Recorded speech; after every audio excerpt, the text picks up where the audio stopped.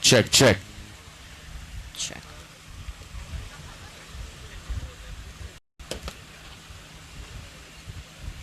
Check, check, check.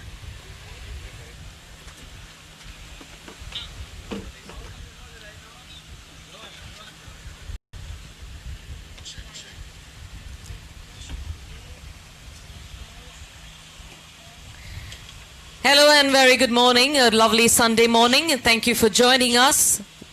Welcome to the day 2 of the Palkbay StandUp Paddle Challenge 2024. This is the 3rd edition. Thank you very much for joining, and stay tuned for the entire day as we have all the finals lined up and some exciting watch. Over to Nawaz, and Nawaz, how did you sleep last night? It was mixed. It was mixed. I was way too excited. Looking forward to the finals. A very good morning to everybody who's here, and good morning to everybody who's watching us. It is day 2. It's finals day. Finals day is always a bunch of nerves, both for the athletes as well as the organizers. We had a situation change with the weather last night where we had some heavy winds coming in. So as a result, I don't know if you had a chance to have a look at the ocean's a little more choppy, and the wind is from the northeast, so we've had a couple of changes in the course. We'll update you a little later, but a combination of a change of conditions, change of course, finals day. The sleep was very little, but ready to go and fresh for day 2.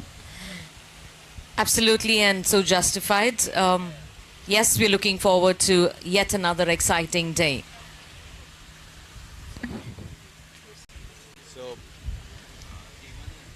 We are going to be starting.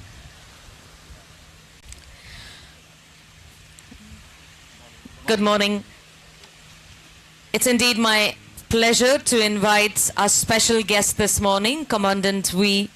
B. Vinay Kumar. He's the commanding officer for the ICGS Mandapam. Welcome, sir, and thank you very much for joining us this Sunday morning. Welcome, sir.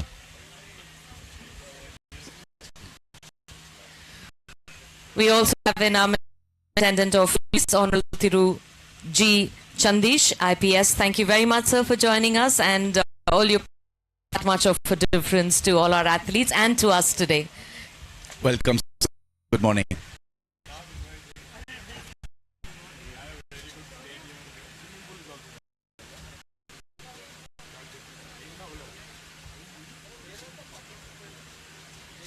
May I request the participants to get ready, check-in call going out to the Nationals distance men, 12 kilometers. V. Shakti, bib number 43. Sarasan Nagamuthu, bib number 76. Anandi Naveen, bib number 79. Akash Pujar, bib number 32. Manjunath Naik, bib number 34. Sudhakar Jena, bib number 31. Santoshan S, bib number 117. Manigandan M, bib number 72. And Shekhar Pachai, bib number 71. Wishing all the participants all the very best and have fun too.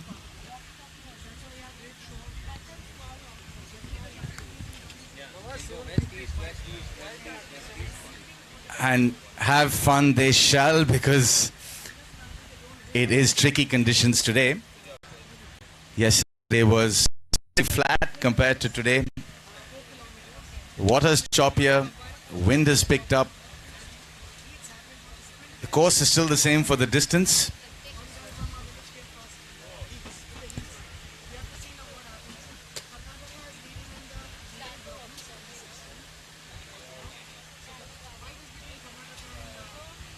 I'll just wait to make the call for the 5-minute race, which is in 15 seconds, and head over to the drone guys to maybe point out the distance course for those who are viewing online. May I request our special guest this morning? 5 minutes to start of race. 5 minutes to start of race. Racers to the line. May I request Commandant B. Vinay Kumar, Commanding Officer ICGS Mandapam, to please hoist the flag.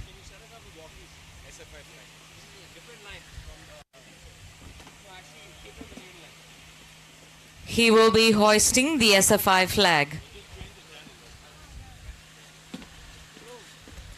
May I also request the Superintendent of Police, Honorable Thiru G. Chandish, IPS.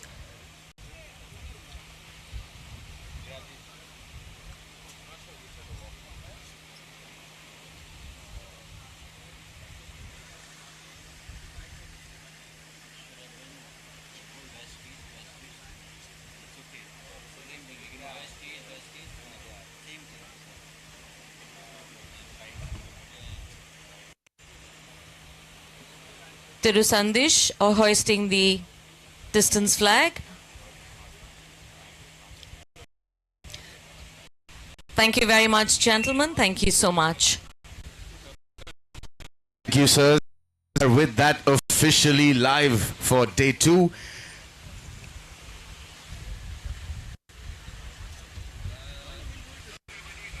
We have some lovely aerial footage of the first race.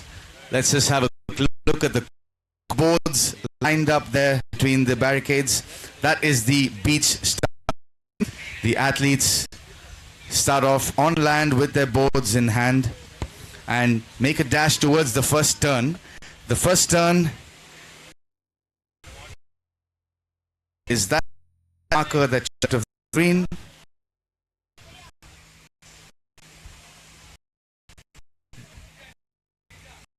There you are. That white there would be their first turn.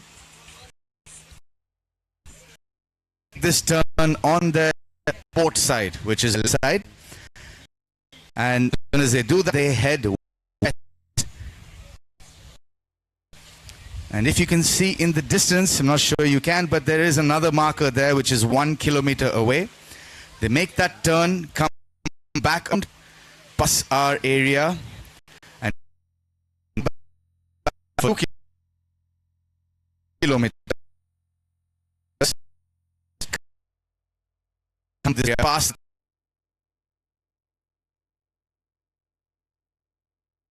they will go for a second lap and come and make the last on their side and make dash back to the beach. Beach athletes can lose their boards, leave it in the water, and have to finish and paddle it. Thank you, drone operator, for giving us the view of the course. And that would be that they and enter the finish line. So we look forward to this race. It's an endurance race, so very tactical and strategic. The athletes have to be in planning and pacing themselves.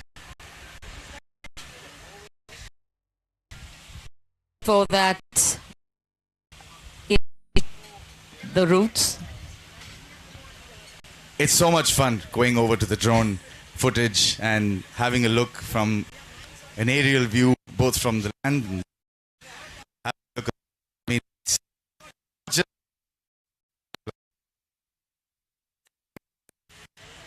well, so having mentioned the drone, I think we need to give it up for the drone guys. If you know, Niche Films, the drone guys. Yeah, the drone guys for doing a wonderful job of capturing every moment of action that is happening and in this. And we've got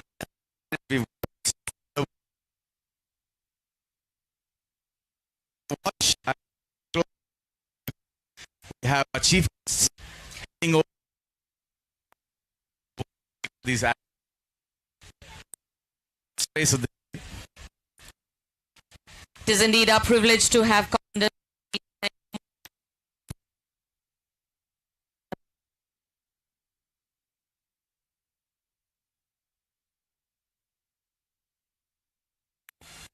The star. Hello, Nish. How are you?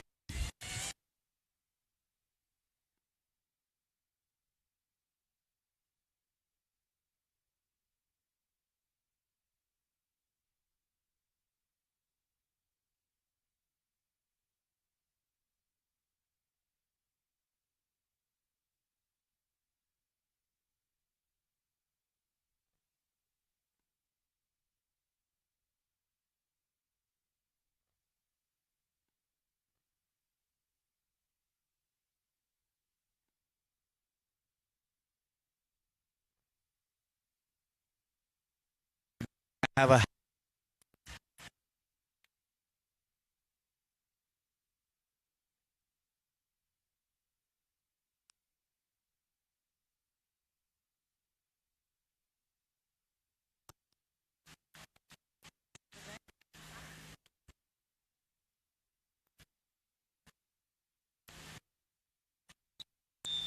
and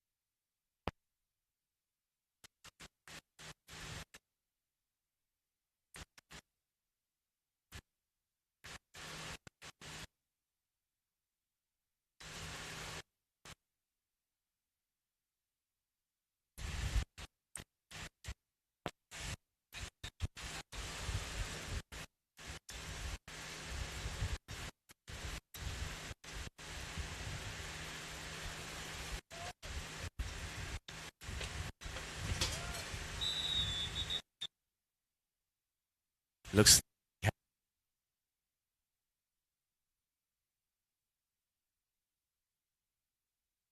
is standing at the start of the and I have a false amount of the amount of anticipation these athletes go through. It's that rules are rules. On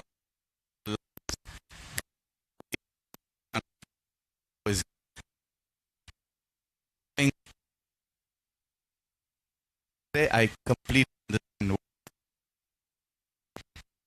Really, the feeling is simple.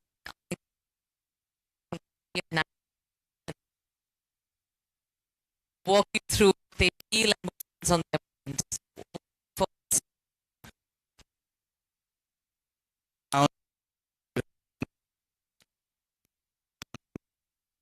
In a minute,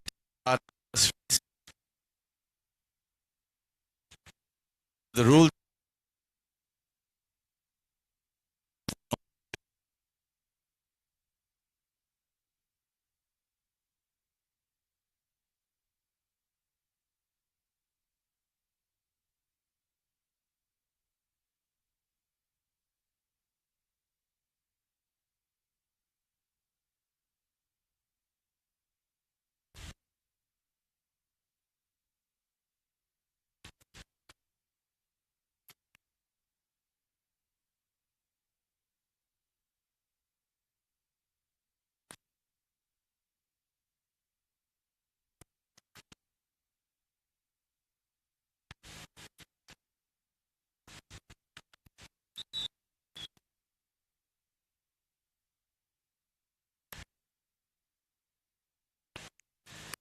that in the water, and we have fished the 12 kilo the side.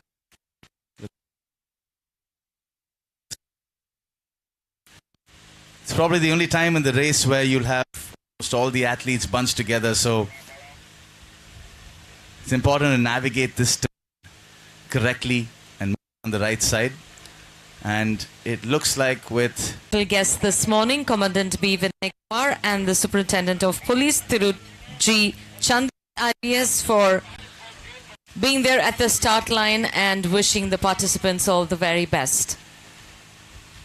Yes, absolutely. I think there's such a lot of encouragement for these athletes to see such senior officers coming and out of their race start. It must add some pressure, but also must be such a motivation for them to be in the midst of some senior officers here, encouraging this sport and encouraging these athletes. Thank you, sirs.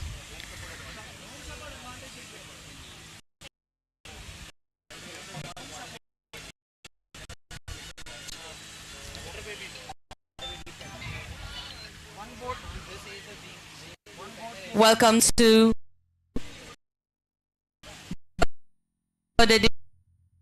Stand Up 24. We have just about started the first race of day 2, and this is the national of kilometers. In the waters are athletes V Shakti, bib number 43, Selvarasan Nagamuthu, bib number 76, Anandi Naveen, bib number 79, Akash Pujar,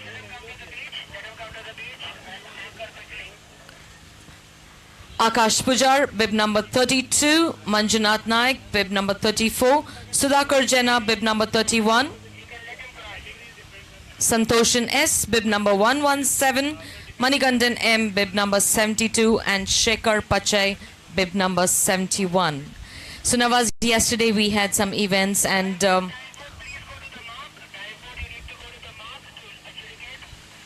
if you hear any radio commands going out, that's just all our officials who are very, very active, monitoring safety, monitoring that the coast is clear.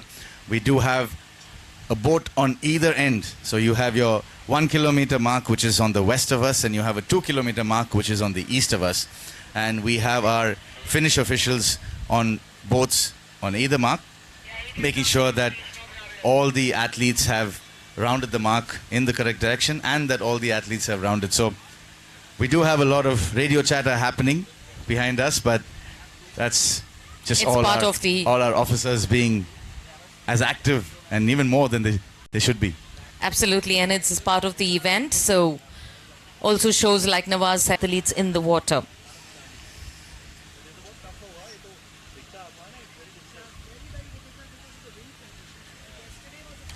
So Nawaz, just to go back into the history of stand-up paddle. Did you know that stand-up paddle was originated in Hawaii in the early 1900s?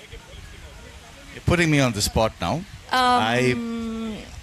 I'm going to give a full disclaimer and say, no, I did not know that. Okay. So, well, SUP was actually there and happening as early as 3000 BC. But officially, it was recognized as a sport only in the year 1990s, where it was redefined as a sport and was added as a category in the year 2004. Wow. Yeah, that's an interesting The 2004 history. part I knew, but I didn't know that SUP actually dated back that far back. Yes, and it was actually very interesting to know that one Mr. John R. Choi was a surfer, and as he grew older, he couldn't surf, so he started standing up on the board and started paddling. So his sons observed that, and they took on the style, and they started, progressing that particular style, and today that is what we call SUP. So that's some history that I'm sure that not many athletes or viewers today were aware of. So thank you so much for that, Sunetra. It's very, very informative. You're welcome. And let me also just quickly add that so the sons used the SUP because they were teaching surfing, and they used it to keep an eye on the surfers. And later it became a vantage point to take photographs as well. So photographers, take a note, good to learn stand-up paddle.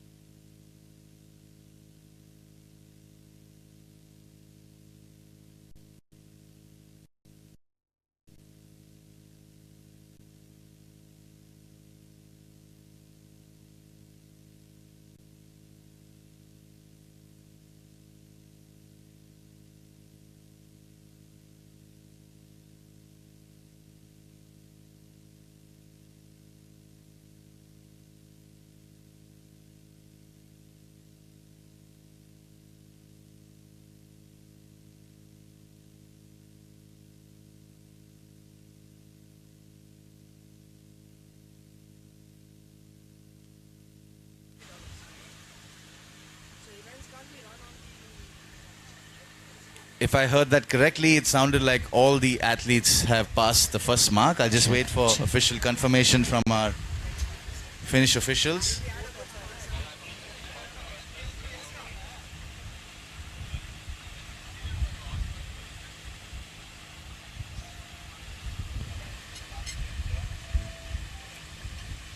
Okay, we have official confirmation that all athletes have made the first turn, which means they have completed just over 1 kilometer. Only 11 to go. Only 11 to go, yes. No, that's... Don't let the athletes hear that.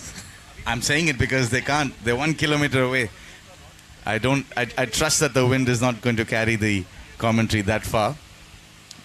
But it isn't a small feat. I stand up paddle as well, more for leisure than I've never got into these competitions, but even doing a leisurely 4K, 8K, 10K, it is quite draining. But to do it in competition environment, to do it when you have other athletes breathing down your neck, chasing you, pacing yourself, that is quite an achievement. And some of these athletes, in fact, Shekhar has represented India and done 20-kilometer distance races. I mean, the amount of preparation mentally and physically for that is intense.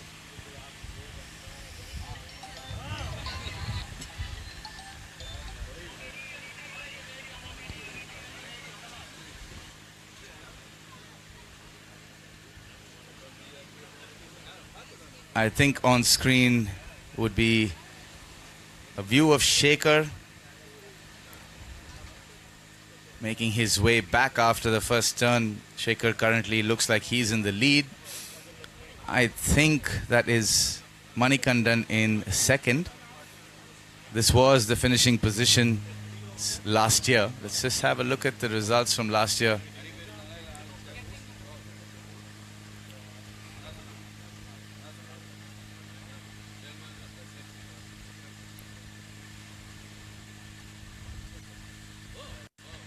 So just to recap on last year's distance race, which was also 12 kilometers, the exact same course, we had Shekhar finishing in 1 hour and 23 minutes and Manikandan in 1 hour 23 and 33 seconds.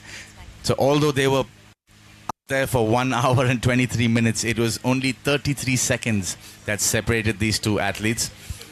In third was Dinesh, who's injured this year, but as a result is helping us with the timekeeping. And then Santoshan was fourth.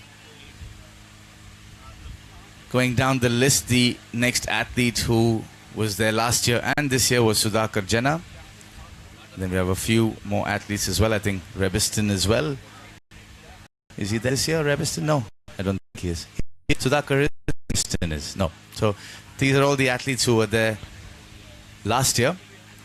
So on track is Shekhar right now, still in the lead, looks like.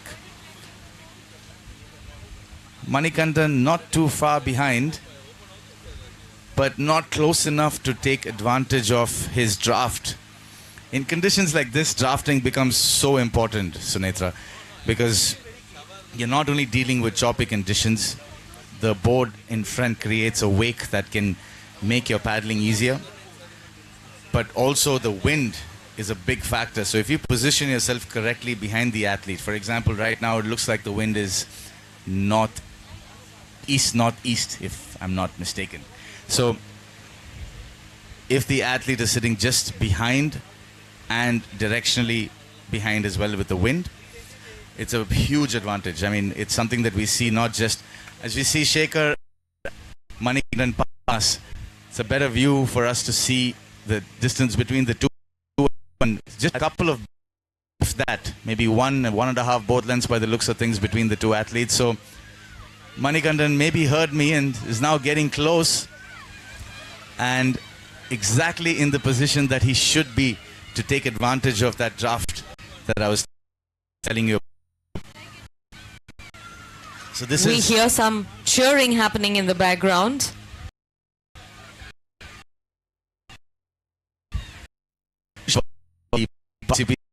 Much energy to this competition. It's amazing. This is a distance race, but every time these athletes are crossing it must be great for them to hear the encouragement. But just coming to technique of drafting, it's something that it applies to all sports, wind, whether it's cycling, distance, running for that, windsurfing. So all of any sport with wind, the resistance element that plays your speed and your effort that you have to put out, drafting is part of this race. And we see that Manikandan has caught up and is right where he needs to be to take advantage of that draft from Shekhar. So Nawaz, you've been using the word draft. I'm sure that it is a jargon to the sport, but just for the viewers who have joined us and who are watching the sport, can you define, explain a little more what draft is all? Yeah, so I'll try my best. I'm not a science guy, but I'll try my best to explain in terms of the actual practical implication. When an athlete or a vehicle, it even applies in motorsports. So when an athlete or a vehicle cutting through air, they create turbulence, and behind them the air is less. They're also cutting the air as well as creating a pocket behind them where technically if you actually sit in the pocket, it's almost 50% effort required for the same amount of distance to be traveled. The further you go behind, the air gets a little more turbulent. So you have to be sitting in the right zone just behind the vehicle or the athlete to take advantage of the lesser resistance, and it's sort of an air pocket that's created that can pull you further for the same amount of effort that you put out. So I do cycle quite a bit, so I can give you an actual example of the percentages. So when a cyclist is, for example, leading the pack or the peloton, the person right behind him has to maybe put in 70 to 80% of the same effort that he's putting. And this has been measured by watts to go the same amount of distance. Then the person sitting behind, so the third person, the peloton, would be possibly putting out 60 to 70% effort. The fourth person, probably 50 to 60%. It goes down up to even 40 to 50% of effort. The same amount, 50% of the effort in terms of wattage and power output, and it's the same amount when it comes is a factor in terms of resistance. So I don't know if I did all the technical people watching, my apologies if I didn't explain that correctly, but it's real life experience and how it benefits, and I think that summarized it. I'm sure people watching will understand that we are trying our best to include everybody so that they understand the sport, and it's not just a watching spectacle. It is a spectacle because there's so much happening there and so much of talent being displayed, but they would understand what they're watching, which is what makes it all the more interesting. And thank you, Nawaz, for that extended explanation of and an answer to my question. Thank you. My pleasure always, but I'm sure my cycling buddies, if they are watching, would be very critical of my explanation, and I hope they aren't, but I did try.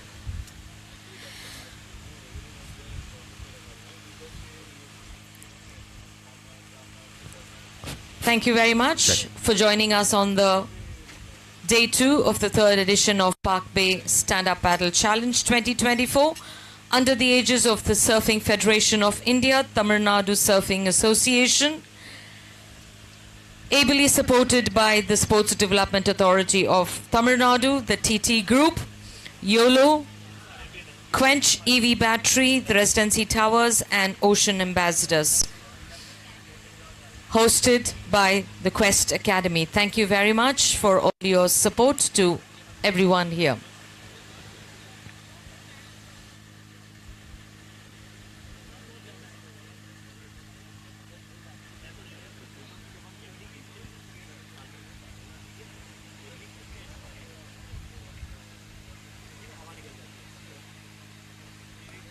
We have a lovely view of the coastline where we are sitting. I'm trying to spot the athletes from here. It looks like Shekhar is still in the lead, but this time I think he's pulled away. He realized that maybe I spoke too much about drafting. You might have heard me saying that Manikandan is taking advantage of his draft, and he has pulled away by the looks of things. Don't know if there was a fall or if it's just strategic. Let's wait for confirmation. Oh.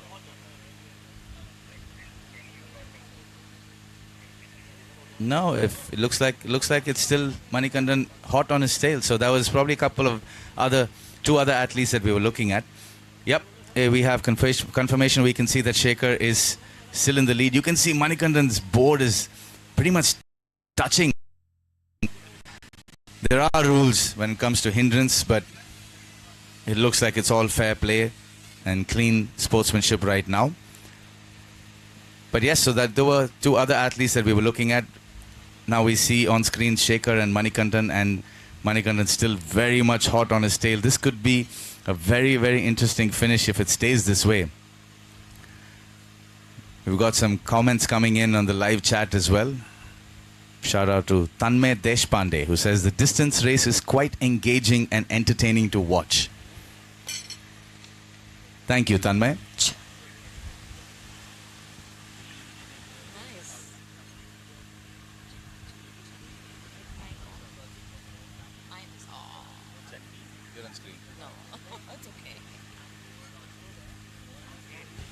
Check.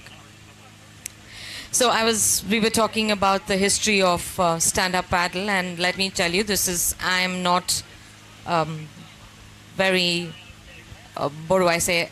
Okay, let me just simply put it, courtesy Wikipedia and a little homework that I did. That's where I get the information from. So stand-up paddle was also used, of course, now for racing, and they use SUP for yoga and also for fishing, especially for the anglers. So how interesting is that? Very interesting, because SUP yoga is something that's gaining a lot of popularity. In fact, the cool part about SUP yoga is you can do it, they often do it in a swimming pool because it's more controlled. Weather doesn't play a big part. An indoor swimming pool means it's complete control of the conditions. You don't even have wind playing a factor. But I think when you bring in the element of an unstable surface that you're on and still doing yoga, I think it adds a different dimension to it, which a lot of people have taken to. So yes, it's something that's gaining a lot of popularity. And what is the other thing you said about? Fishing. Oh yes, there is. But you have a lot of touring boards, yes, so which are slightly bigger. You have some, in fact, there were world records being set where people have paddled for across continents. So these are SUP boards almost with a room in them, but the propelling is still done by hand, by your body. So it's still technically a stand-up paddle, but very different from what you're seeing today. That's almost like a mini room with a platform for you to stand behind it and paddle, but I can't imagine the amount of effort that's required to paddle across a continent. Absolutely. Since we spoke about boards and we spoke about boards in length yesterday, and Upasana, thank you so much for sharing all that information yesterday on the different kinds of boards. Well, just to add a few points, the weight is also a depending factor on the kind of board that one chooses, and says that the wider the board, the stability is more, and especially the wider boards are recommended for beginners, and the more narrow the board is, it gives more agility and it's more for the advanced paddlers. So yeah, broadly speaking, yes, there is two distinct. You've got your wider leisure boards. So even in this competition, for example, the open category to use race boards to keep it fair amongst the various level of intermediate and beginner athletes who are taking part. All of the national categories are strictly on race boards because these are more seasoned athletes. They practice on these boards and have been doing so over the last few years.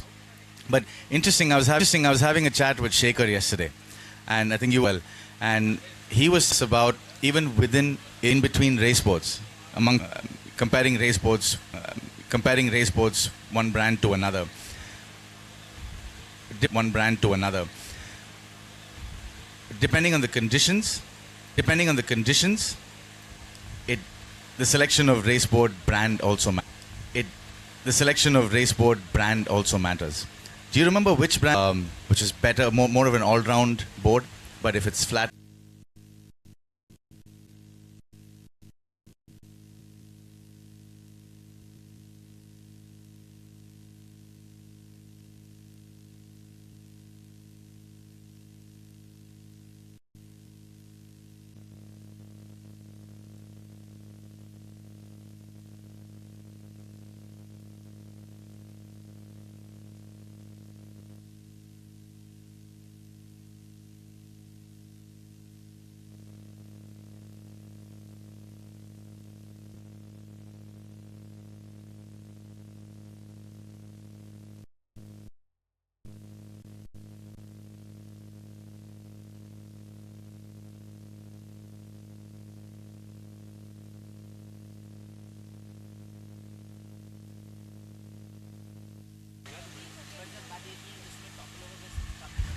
Oh, I see Akash Shetty walking towards me. So I think that means it wasn't Akash Shetty in the water. The encouragement was for Akash Pujar.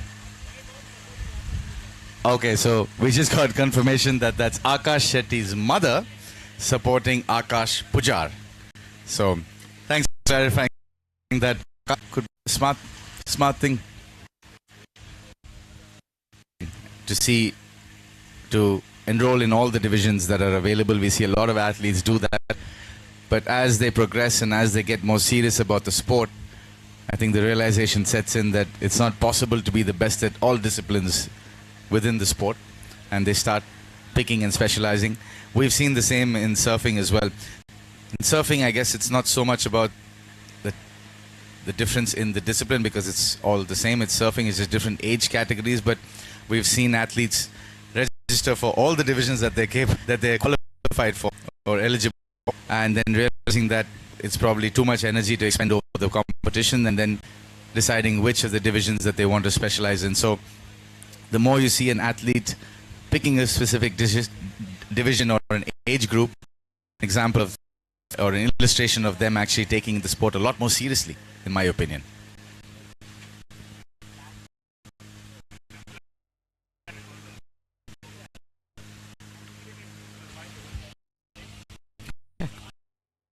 Said Nawaz reflects the enthusiasm it has to give it a shot in every category that they can before they identify where they actually want to excel. Absolutely. I think it's part of the journey. It is useful, and definitely it's important and very useful for them to expose themselves to the different disciplines and the different age categories, compete with different levels of athletes. And I think it's from there on that they find their footing and understand what they are good at. So I think they should try. But if you try and do everything, you might not specialize in a particular discipline. Excel, it should be. So it's an interesting trade-off. I mean, I think the initial level is experimental, figuring out where they are, what and where their strength lies. And once they do, I think it's up to the coaches and to encourage them to focus on that and excel. As we see the camera on us, we see we are having breakfast here, guys. I mean, it does look like a marriage buffet video shot, but it's a working breakfast.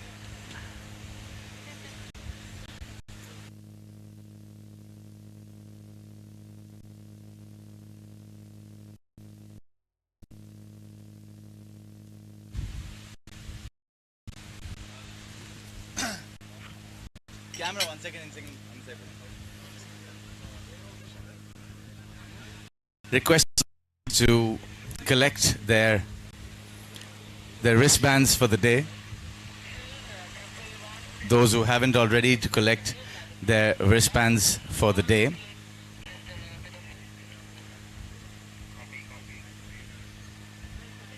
So, Sunetra, I just got a message from my dad sitting in West Palm Beach in Florida, who's actually tuned in the middle of the night. How wonderful. Hey, Dad. Hope you're enjoying the lovely setting that we're in. And thanks for staying up and watching. And I hope you're getting all your friends in West Palm Beach. Made sure that I had access to that too. So I think the role that a parent plays in giving access. I'll pause a second because we have athletes crossing us. I think that Shekhar in the lead. It looks like he's increased his lead. The draft that Manikandan was utilizing doesn't seem to be there because he's a good maybe 40 meters or so, as I can see. And by crossing our line through the course,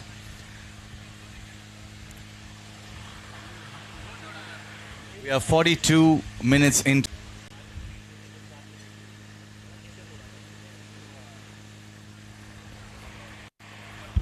So we just got confirmation that Santosh, who's actually one of the leading athletes who's retired from the race, just an example of how tricky these conditions are.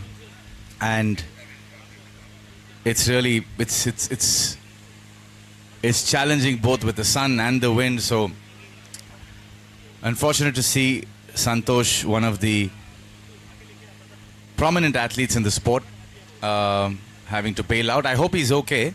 I hope there's no serious injury or any other reason apart from just fatigue, which is something that he can recover and he should recover from because he's got his race coming up, the sprint, later today. But just as we look at Shekhar there in the lead, we've got the drone back up and running. I think the battery recharged following Shekhar.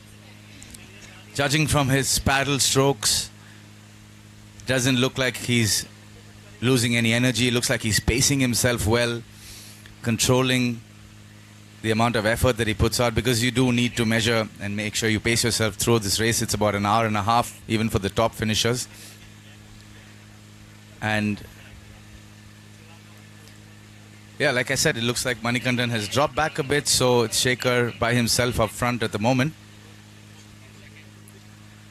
Yeah, so just coming back to that conversation, Sunetra, and it is so important. I had the good fortune and the luxury of having parents who supported any sport that I was interested in, whether it was waking up early in the morning and driving me to cricket coaching, or whether it was making sure that we had the equipment at home so that I could practice whenever I wanted to.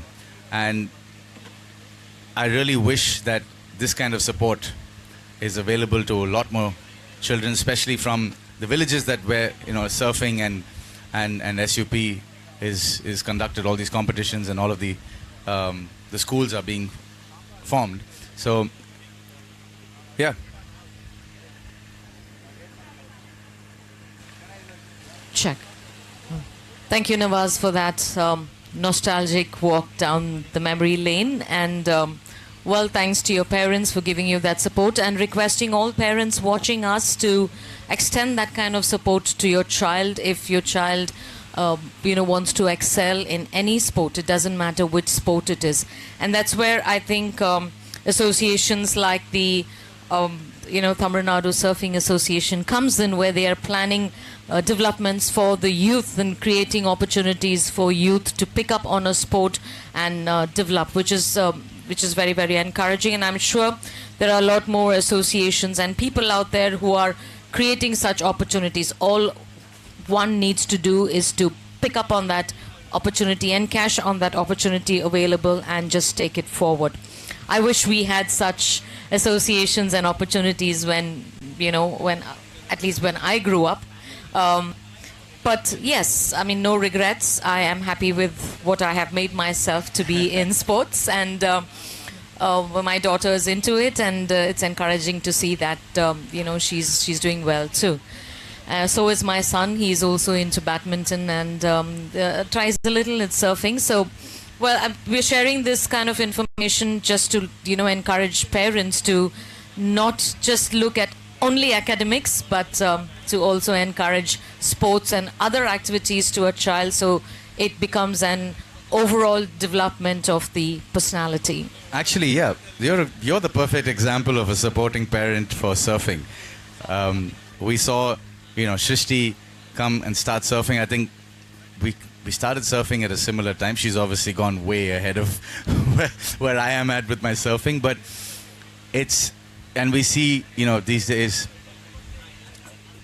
parents of Groms in Kovalong, who it's almost become part of their schedule that you land up on the beach on the weekends every morning. Some of them have even taken accommodation near the beach. That level of dedication may not be possible from all parents, to be realistic. But I think the point we're trying to make here is that, yes, the associations are very important. The federations getting involved, the initiatives at the grassroots level. I just got a message from Apu this morning with a lovely PDF of the 4 or 5 youngsters who are part of the first batch of the youth development program, which is exciting to see. I know a couple of them. They are from Kovalong. But equally important is the parent. For your parent in the morning to say, hey, get up for your surfing lesson or your SUP lesson. I think, and that along with the support from organizations is what our Groms in the future of this sport needs. And that's why I'm excited when I see more Groms. You ask me why it's my favorite division, because that is the future. Okay, I think we have some footage of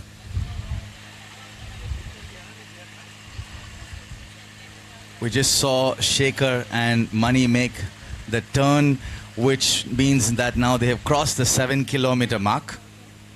They are making their way back from the mark which is furthest west. Coming back towards us, we will be seeing them crossing us soon. That looks like, is that Akash? Just in front of us in the NSP? No? Okay. Just trying to figure out. It's a bit difficult to spot the athletes from here, but that might be Naveen. Yes, that is. That is Naveen crossing us. So Naveen making it past the halfway mark in 49 odd minutes. 48, 49 minutes. We've got Akash, I think, behind him in the starboard. Is that right? Okay. It's nice to have some assistance with the spotting. We've got Akash Shetty, his coach, trying to get as far into the water as he can without getting in the way of the other athletes. Encouraging him. We'd like to say thank you to our special guest this morning, Commandant B. Vinay Kumar. Thank you very much, sirs, for spending your time with us and for gracing your presence at this event. Our heartfelt gratitude from the Quest Academy and on behalf of all the event organizers for today. Thank you so much for being amidst us this morning. Okay, so I shout out to Iman Robia, watching from Istanbul, Turkey. It's, I think, 6:20 in the morning. Up and early, making sure they are part of this lovely event. Hello, Iman. I hope you're enjoying this. It's nice to see all these messages coming through about the different viewers from around the world that we have watching us.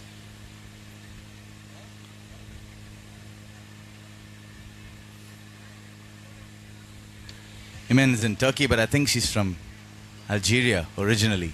So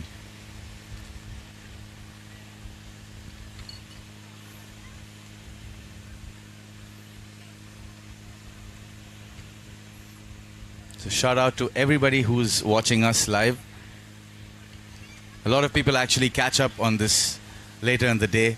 It is a Sunday morning, so might be some late risers who might not be able to catch the live action, but it is available to replay as and when convenient for you. So as we watch Akash Pujar passing us, Akash is actually a Grom who is taking part both in the Grom and the men's division and is in the distance as well.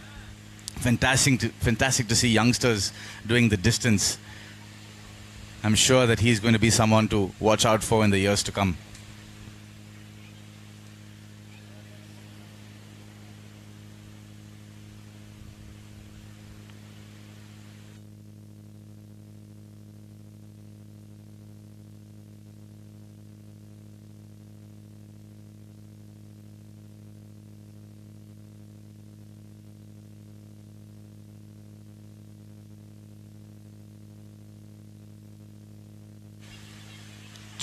Very good morning to all of you who've just joined us live. You are part of the of the Palkbay SUP 2024, and we are on day 2. In progress is National kilometer. This event of the Tamil Nadu Surfing Association is supported by the Surfing Development Authority of Tamil Nadu, the Residency Towers by me.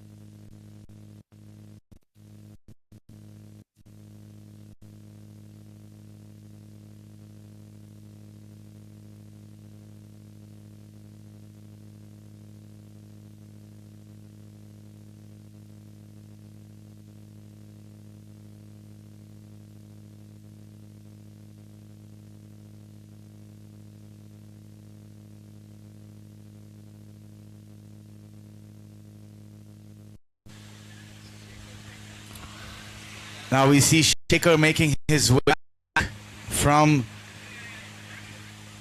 the west marker, coming back to in front of us, which means that he has now completed 8 kilometers at a time of 54 minutes. He does have another, sorry, that's Manikandan we see go ahead of us at 55 minutes. So Shekhar was just about a minute ahead of him. Both the top 2 athletes now crossing the 8 kilometer mark. They have another 2 kilometers. They need to go out east, make the turn, the penultimate turn, come back 2 kilometers, make their last turn on the port side in front of the finish line, and then make a dash to the finish line. So look forward to that finish, and if Mani can catch up, it should be an exciting finish, but it looks like Shekhar is comfortably in the lead and in control of the situation at the moment.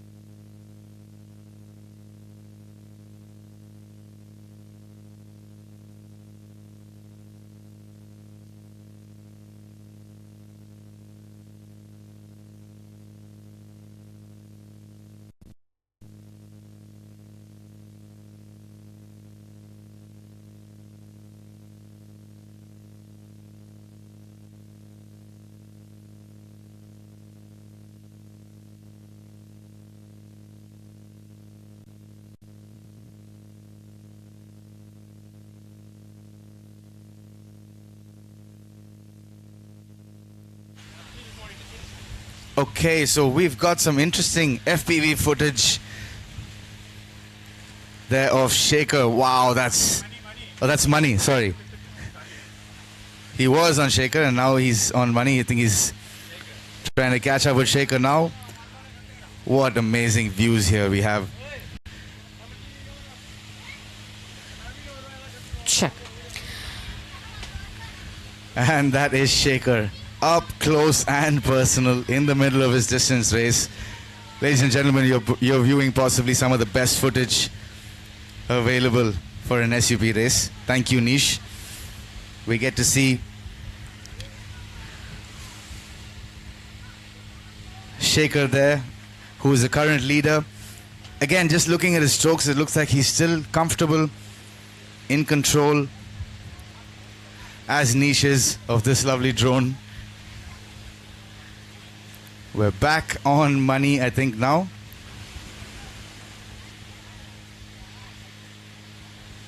Thank you, Nawaz, for those updates. I have with me Mr. M.L. Sharma.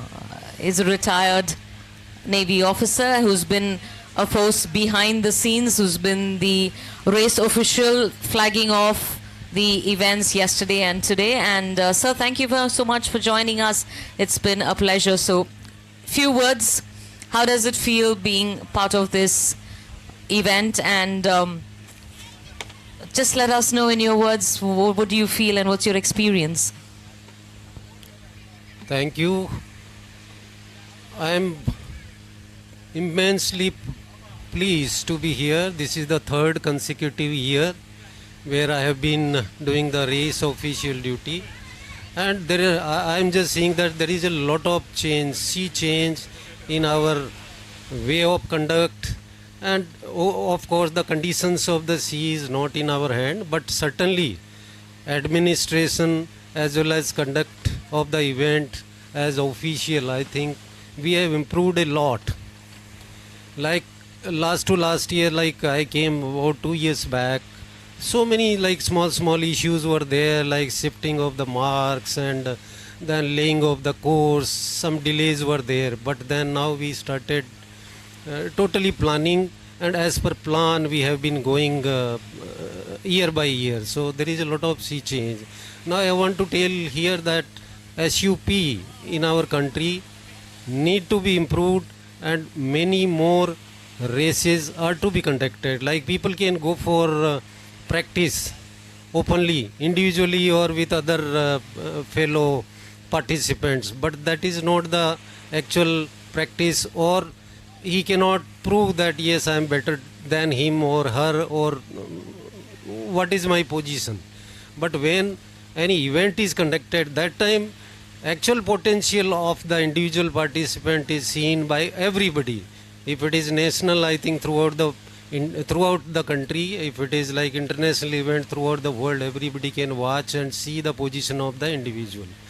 Now I want to see state here the little difference between the sailing and SUP. Like I am race officer for the sailing activities, and wherever sailing activities are happening, I have been called as the race officer.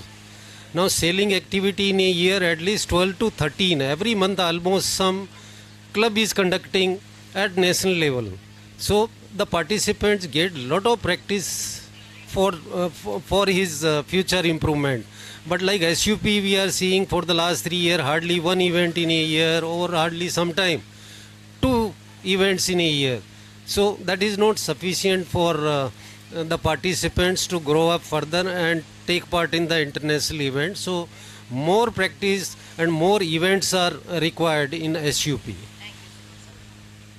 Thank you so much, sir. That's definitely being heard by the organizers and organizations. So I'm sure we will have more events coming up in the future. We have come a long way, and as you have rightly said, from your 3 years of experience in conducting these events, there has been a change, and I'm sure the future for this sport and all the sports as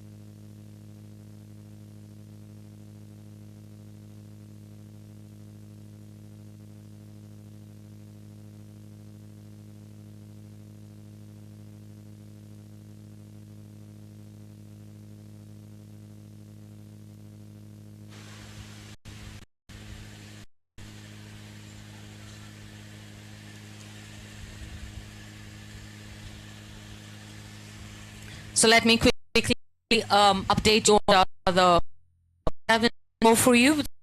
So right now, nationals distance men 12 kilometers. Coming up will be the finals of the national distance for women. No, hold on that, please. Okay.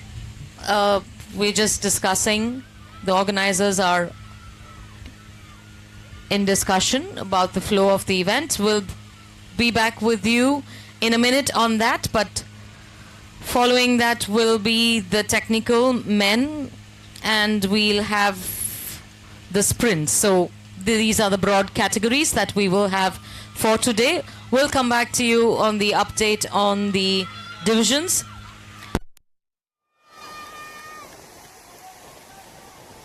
As you can hear cheer from the little boys here, the support from the onlookers, probably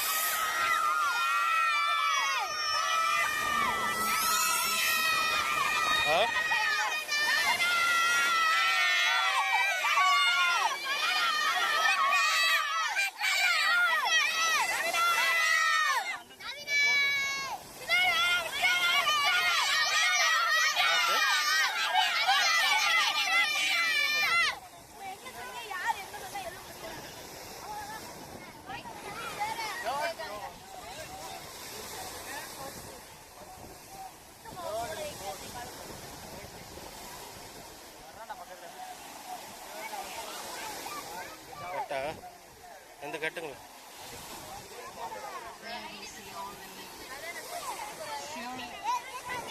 இந்த கட்டில் தானே இருக்கு making a lot of noise and excited, giving that little encouragement and boost to the participants who's giving his best in the water. Every cheer, every noise, every clap means a lot to a participant who's there fighting for a spot to be the winner.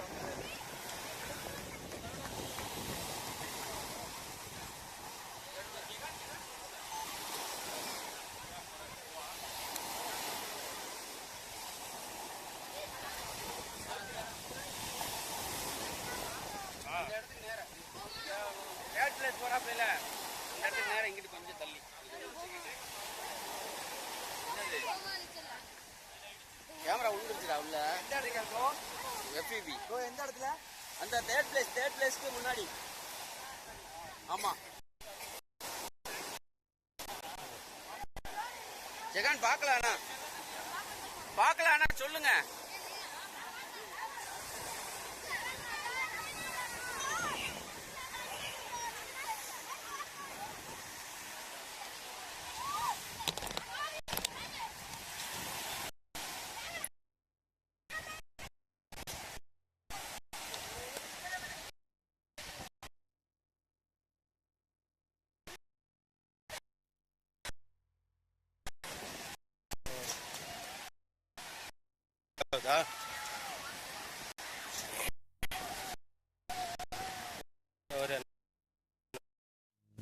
We have a development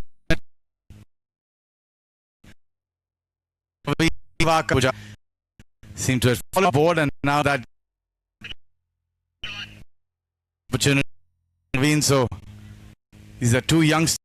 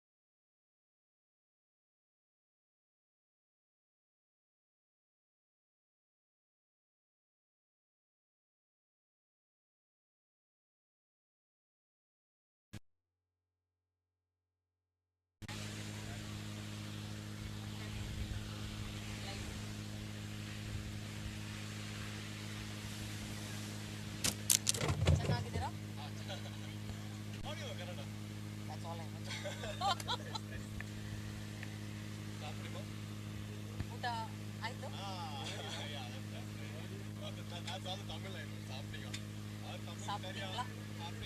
Saptingla. That is if you have to say with respect. Saptiya.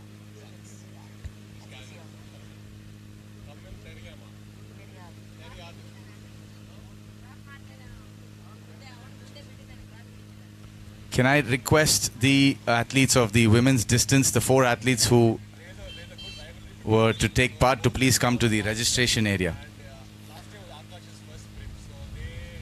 Tanvi, Priyadashni, Viji and Monica.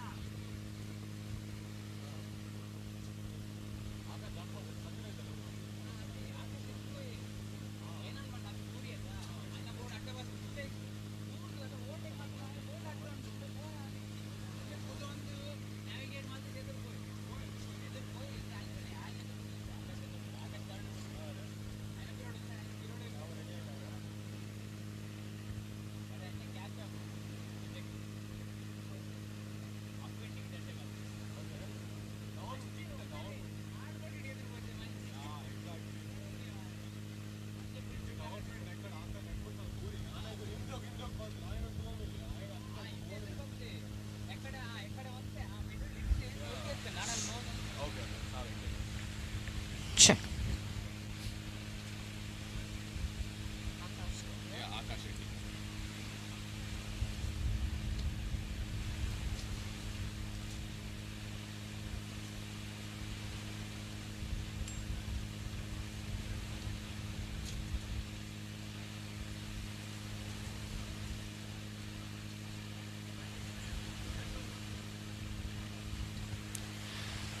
Thank you for joining us, and I have with me Akash Shetty. Channagadira? Okay, so that is the little Kannada that I know, and he's from Karnataka. We saw him yesterday during the interview with Nawaz and the Groms, and he was talking about training the Groms. So, and you're all excited watching one of your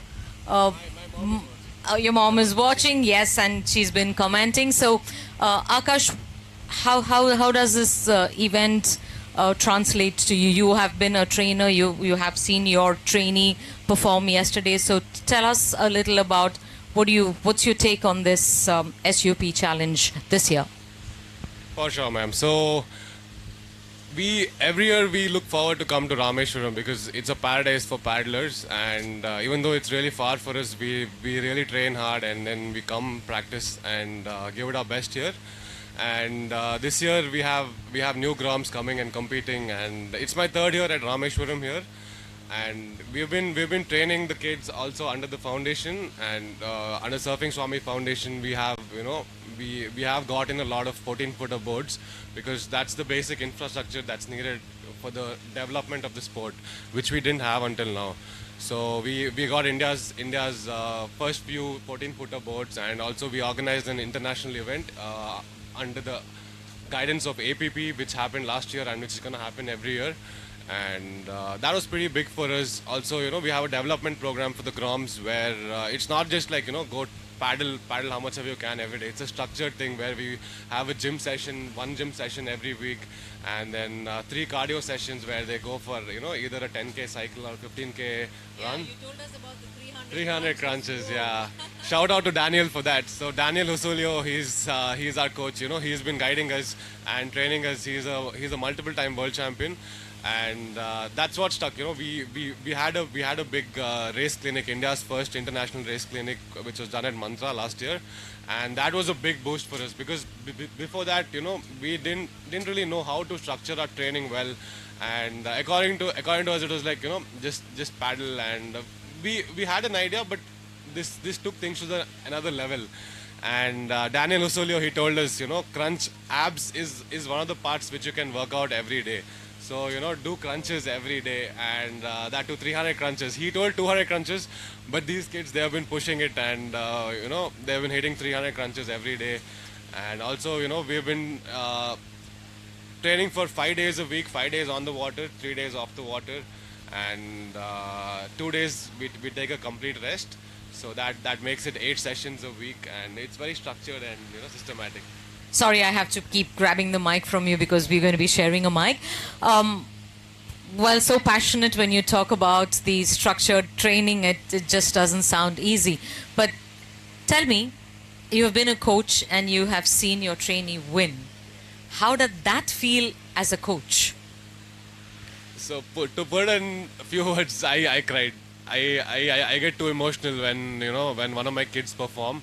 And this year, Akash, he's been training a lot. I kind of saw it coming in the technical race yesterday. But also Praveen, Akash's younger brother, he's also been training really hard.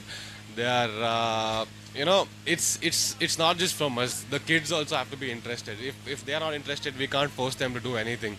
So these kids, they're really interested. They go home, go back. We do proper video analysis sessions every week, and get their form in check and all of that.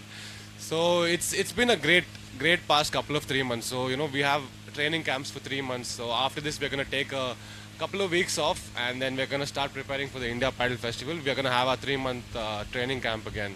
So for everybody who's watching, please come join us. It's one of the premium events happening in Sasitlu Beach in Mangalore. Well, Akash, I'm sure they are listening to you, and I'm sure we'll have a lot of participation as well as onlookers for the event. You as a participant, so do you take lessons of your coach self and put it to practice? Yes, for sure. So 3 years ago, that's when I started racing. My first nationals was in Kovalam during the Kovalam Classic. And I was pretty clueless. I didn't know much. I started racing 3 years ago, and I've been stand-up paddling recreationally from the past 6-7 years. But racing with the best like Shaker, Money and all that, it keeps us in check. And even though we are one of the best in the West Coast, it really helps to train with the best and race with the best, because you know where you really stand, and you go back home, go to the drawing board and see what you have to work on. And I used to compete in all 3 categories, but now I'm just focusing on the sprint and the technical part of it. More than the technical, I've been focusing on the sprint, because I'm a big guy. I'm a little muscular, and I don't want to get lean, and also I'm not so much into long distance racing. Sprint is more of my thing. So waiting for the finals in the evening. Thank you so much, Akash, for all that input, and I'm sure there's a long way to go, and you will certainly be there in one of the top 3. Well, very structured coach, very organized coach, and very, very proud coach to have seen his trainees win. And here's wishing you a lot more success, Akash, and I'm sure your mom watching will be as proud as to see this big man. We have another big man who's sitting beside you, and I just came to mention one thing. Every year I only have one issue with Akash. I say keep your shirt on, because it's difficult for us older, less fit people. Now everybody's watching it on YouTube. Now it's a bigger platform for me to go shirtless. No, just kidding. There you go. I think now that's it. We're never going to see him with a shirt again. But a great character in and out of the water. Thanks, Akash. thank you very much, Akash. So Nawaz, you've been missing for some time, and we need an update on what's happening in the water. So let's have a quick update on our participants in the water and what's coming up through this day. Okay, so I yet to get an update on the last turn. Did we have the leaders who made the second last turn? While we wait for the turn updates, I was just off having a chat with the women athletes of the next race. Unfortunately, we had a couple of dropouts due to injury and other reasons. But we are still running the race. The conditions, although, have played a part in deciding that the women's race will be a 6-kilometer race. So the same course, just half the distance. So they do 1 lap, and then when they reach us, do 1 lap and reach us again, they just do the port side turn around the mark in front of us and then finish. In the interest of safety, we don't know if the wind is going to pick up again. It has died down a bit since the morning, but it's still choppy. So the women are still very excited to run the race, but we do have to consider safety. And as a result, we've decided to half the distance. But it's still a ranking race, it's still a medal race, it's still a race for prize money, so you can expect them to be all energy and giving it their all. Absolutely.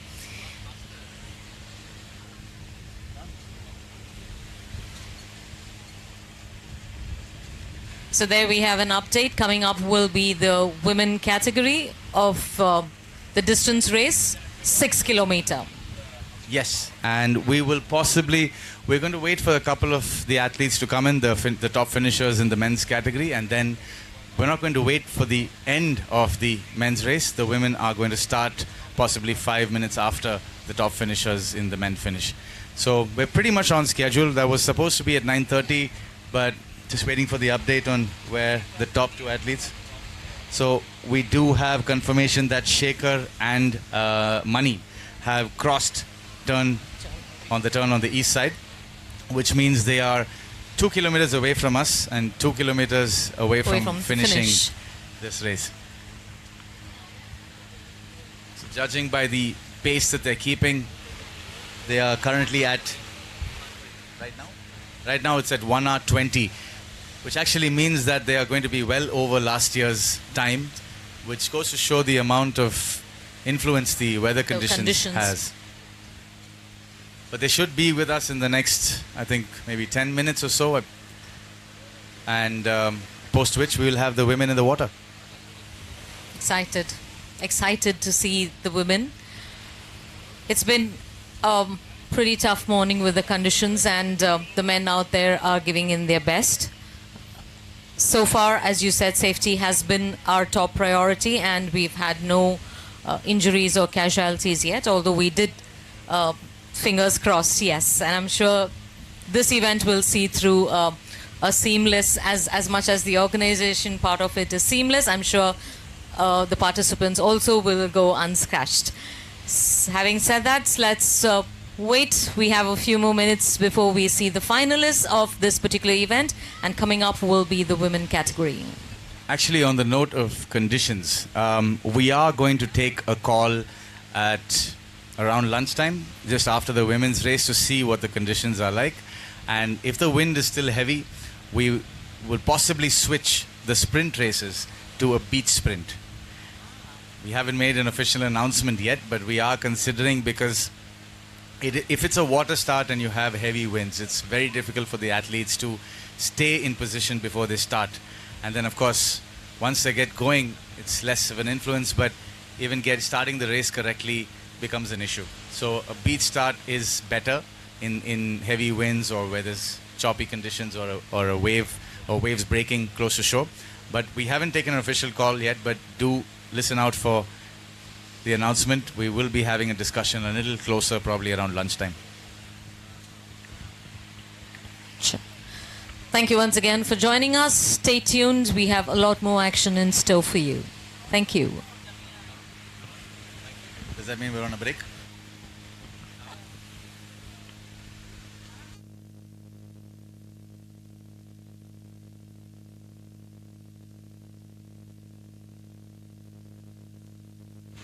Actually, now that we have a little bit of time, we see some of the leaders, the two leaders making their way back. Can I ask Shrishti to join us? She's injured, but you can slowly make your way here. If you need some assistance, let us know. We have some strong people here who can come and lift you and bring you to the interview area.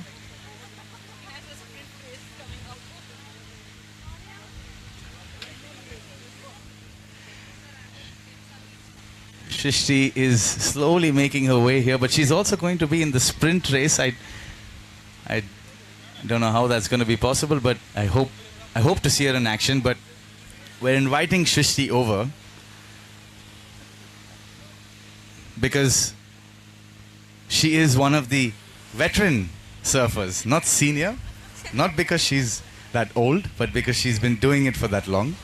She's one of the more veteran and more experienced surfers that we have in the country, who's now trying her hand at SUP.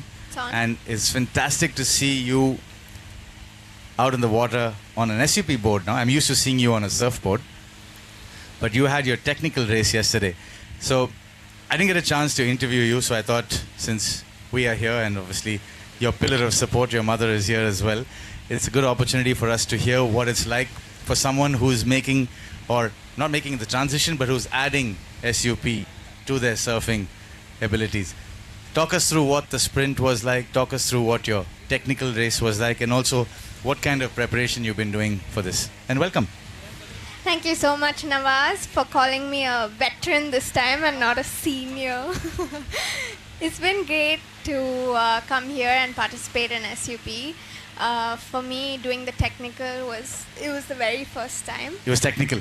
Yeah, it was super technical, and got technically a little injured also.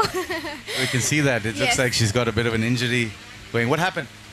So when I was doing one of the turns, I pushed my knee inside. It kind of Ouch. buckled and it hit the board. So one of the doctors here is saying it's a little critical. Shaker's almost here, so I'm excited about that. That's the first time I didn't have to pause an interview. Yes. We will come back to you, Shrishti. Don't go anywhere. I don't think Take you your can. time with this. I don't think you can go very quickly anyway. Nope. So have a seat, relax. Be What's here. the finish and possibly the best seat in the house? Let's go, Shaker! You got this! Well, that's the excitement to, anticipating the finish of the 12 kilometers by the men category. And yes, we see Shaker coming up to the finish line. Shaker looking as comfortable as he was when he started the race. Looks like he's trying to surf that last bit. Ladies and gentlemen, there we have The champion of men's distance 12 kilometer national. I've lost count of the number of years that he's held on to.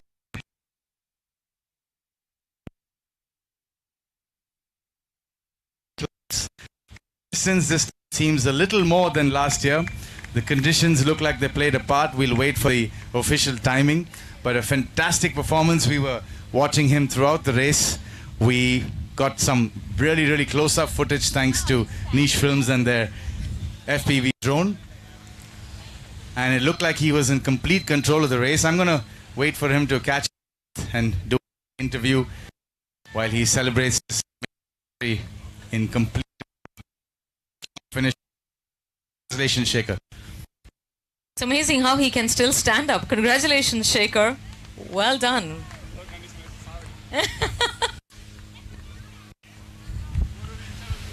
I'm not going to say what he said. Let's just filter it down and say the conditions were tricky.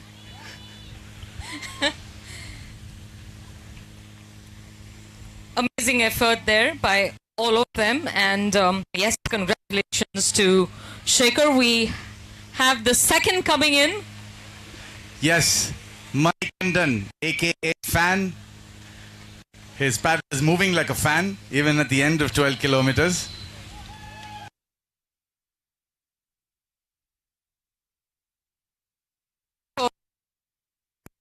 He is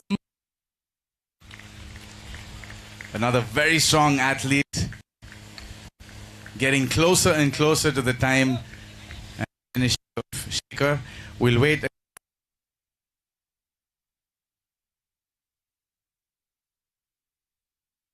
What should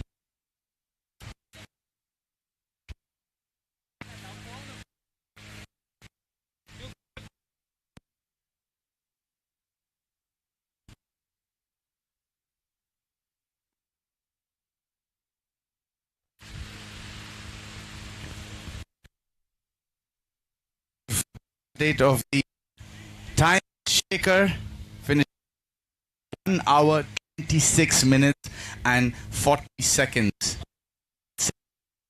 And in Manikandan 1 hour 28 minutes 23 seconds 0.78. 3 flat and Manikandan at 1:20:33. So conditions effectively have added around 3 odd minutes. That's the difference a bit of wind and chop can add to a distance. We have a little bit of time. The next athletes seem to be quite a distance away, so let's get back to the interview that we were having with Shrishti. Thank you for not running away, Shrishti, and I hope you enjoyed that finish. Yes, I did. That was the joke. That was the joke. But thank you for explaining it as well.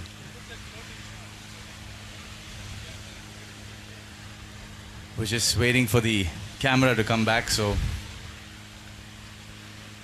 continue this interview. So we were talking to Shrishti, who's a veteran surfer, now a stand-up paddle athlete, and she was telling us about the kind of preparation that goes into making that transition, taking up the sport of stand-up paddle after being a surfer, and also talking us through yesterday's races that you were in. You were in the sprint and the technical. So please carry on with what you were saying. What I'm really interested in is seeing how much surfing helps me in like all the other parts of my life. So this year I've been training a lot with surfing, and just seeing how that helps me with my fitness and my strength and endurance has actually really surprised me. Like in terms of how much I'm able to run or how fit I'm feeling. So I just wanted to make that transition into SUP and see if that has translated here as well. So I participated in the Tamil Nadu selection tournament that happened last month, and I did it just for fun to participate in SUP, and I did the sprint race, and I was so surprised to see how, you know, I was able to do that race. And I don't really practice for SUP, to be very honest. I've Was never that 200 practiced. meters as well? That sprint there? It was a little more. I think it was like 300 meters. But I have never actually practiced for SUP. Even for this, I didn't practice. It's purely what's coming from surfing that's translating into SUP. So I'm feeling a lot like stronger when I'm doing the sprint. I know where that speed is coming from because we spend so many hours surfing and paddling in the ocean that it kind of feels normal at this point. But I've never done a long distance before, so it was just really a test to see how much endurance I've built through surfing. And I was really surprised I could even finish it yesterday. So for me, that was a win. I didn't feel like I came fourth. I was genuinely so happy that I could finish it. It wasn't just you. We had Sunetra jumping with joy, saying, I can't believe. She was very impressed with you, by the way. She said, I can't believe she's finishing this race. I'm so proud of her. I've never done anything long distance before, so that was really fun. And with the conditions that were there yesterday, I was just so happy to just finish it. I'm not saying this is relevant to you, but as you get older, endurance becomes a lot more enjoyable as a sport. I'm sure you have experience with that, Nawaz. Oh no, we're going in the wrong direction. Let's bring it back to surfing. So, you and Shekhar run a beautiful little surf school. Yeah. I've had the pleasure of visiting you guys a few times, and you've done such a nice job with the design and the layout of the place. And I think you've got a lot of interesting clients coming in as well. So, the fact that you have someone like Shekhar that you work with, in terms of training for SUP, you think that's going to give you an edge coming back next year? 100%. The reason I'm even here is because of him. I've been to every one of his SUP competitions, and he's so inspiring. Not just in surfing, but like even, I mean, with surfing and SUP, but he also does like Wild Warrior, and like whenever he has a chance to do any other sport, he jumps at it and participates, and he always does so well. So in that way, I think me and a lot of the boys here and a lot of the girls are so inspired just to participate and to see, you know, where we can go. And I think he's helped so many of us take to these sports and guided us. And like even his competitor Mani, who he just finished with, I'm sure like he would have a lot to say with how much Shekhar helps, and having someone like him is just super inspiring to all of us. Absolutely, and we saw this last year at the sprint where, although Shekhar unfortunately fell off halfway through the sprint, and Mani actually won, and it was the first victory in SUP, which was not Shekhar Pachai. Yeah. for possibly a decade. Yeah. And it was an exciting moment for all of us. Obviously sad to see that Shaker fell off, but what was beautiful to see was that Shaker was so proud of Mani. Yeah, 100%. Because I know personally, because I've seen Mani from when he was a kid. We were talking about it yesterday. Yeah. And I've seen him learn from Shaker. Yeah. And then after that, obviously, go on his own journey with his training. And to see that camaraderie was just beautiful. And I'm going to get to interview both of them. I did during the technical. I'm going to do it again now during the distance. But yes, that sportsmanship, that brotherhood that they have is so nice to see. Yes, absolutely. And it's so nice to see how far Mani has also come. Like before he would be like, oh, I have to beat Shaker. But now you can see he's just at Shaker's tail. And maybe if Shaker makes a small mistake, it's going to be Mani's chance for sure. I'm going to check with him what happened, because he was actually physically on his tail 100%. for most of that race. Yeah. We didn't have footage of them going east, so I don't know if there was any development. Maybe he fell off the board. We'll have a chat with him and find out more about that. Sunitha, you have any questions for this athlete we have here? Tell me, Mummy. Thank you very much, Nawaz. Yes. Shrishti, what is this that makes you pursue this sport? What is that one thing that keeps you going after this again and again? Just before you answer that, just want to make the official announcement. 5 minutes to the race start of the women's distance 6 kilometer. Racers to the line. Sorry. No, we have 5 minutes, so let's have a chat with Shrishti some more. Surfing or SUP? The sport in general. So let's begin with surfing, since you started with surfing. I think what's really cool is that I'm just doing it because I'm obsessed and to it to start with. I can't not surf and be by the ocean. It's really hard for me. It's not really about winning or losing or competing, but it's about waking up every day and having that purpose and being in love with what you get to do every single day. And for me, surfing has always given, and it's never taken anything. It's always just given me happiness or championships or whatever it is. It's just made me happy. And to have a sport very similar to that, like stand-up paddle, or whether, like I would be really interested in one day doing kite surfing or windsurfing also. And I have the perfect coach to teach me all of this also. So someday, but anything to be by the ocean is what I'm really here for. Well, as a mother, I'm glad that you're getting wings, but don't fly away too high and too far. I know, you just follow me wherever. Well, thank you so much, because you are one of actually the reason for me to be here, and for... You're welcome. Thank you once again. So one last question before you go, Shrishti. I remember the first competition that I actually forced you into, which was the Mahavs, and you did win the best wipeout, which is again a matter of pride. But you were somebody who were very clear that you didn't want to rush yourself into the competitive zone. You wanted to take your time. So what was the reason and ideology behind that decision that you took? Surfing is a super complex sport. I would argue that it's one of the hardest.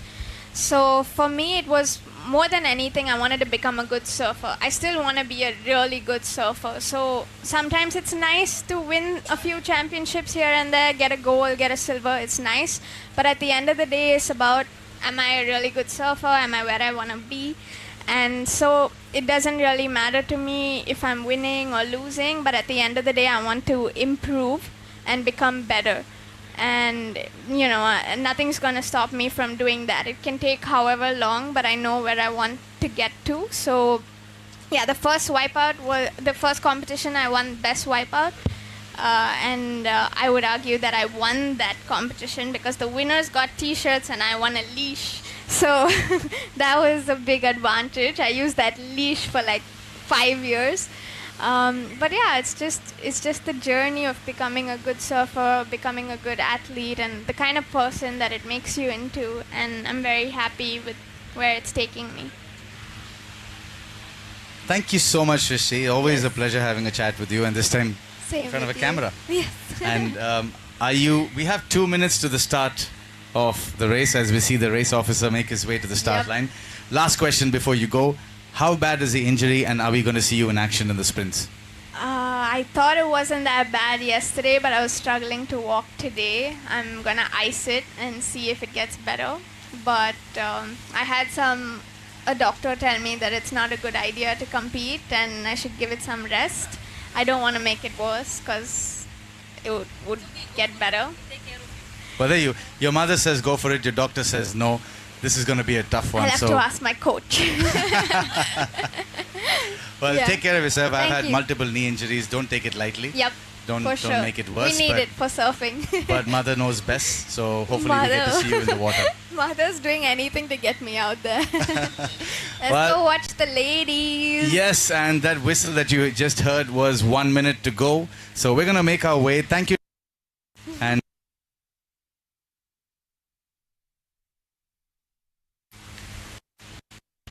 right.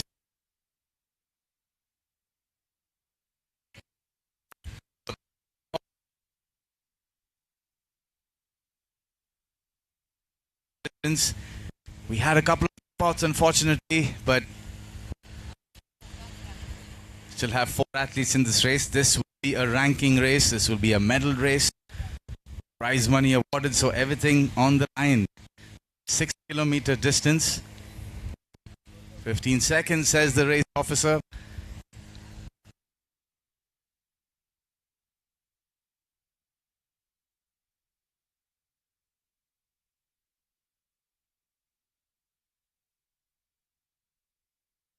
Start. Men's distance. Good. Sure.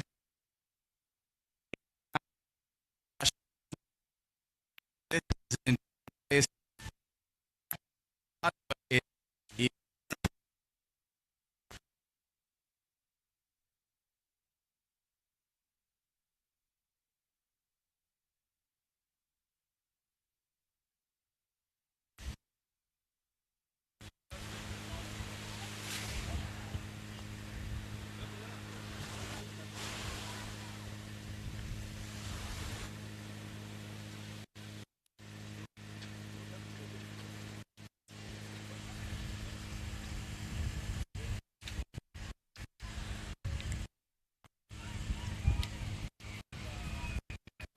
We just start the distance.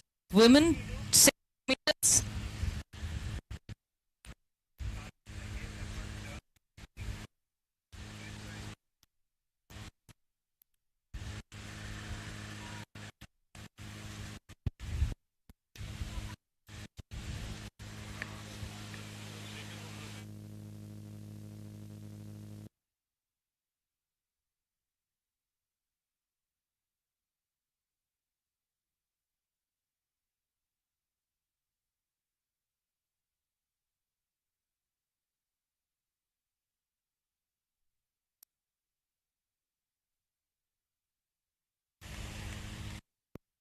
Making his way. The Grom, who has taken part in this men's national 12-kilometer race, taken up SUP only recently. 200 crunches per day yesterday that Akash, his coach, made him do. Those crunches are working, and here he is making his way to the finish of the 12-kilometer distance race. We have a lot of encouragement for him on the beach. What a fantastic performance. See a Grom finished third in this men's national distance. He's choosing to leave the board, which he can. Nope, he wants to finish with his board. Full strength.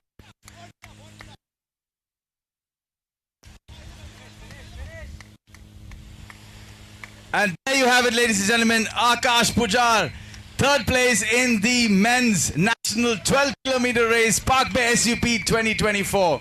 Forgive my excitement. It is a Grom.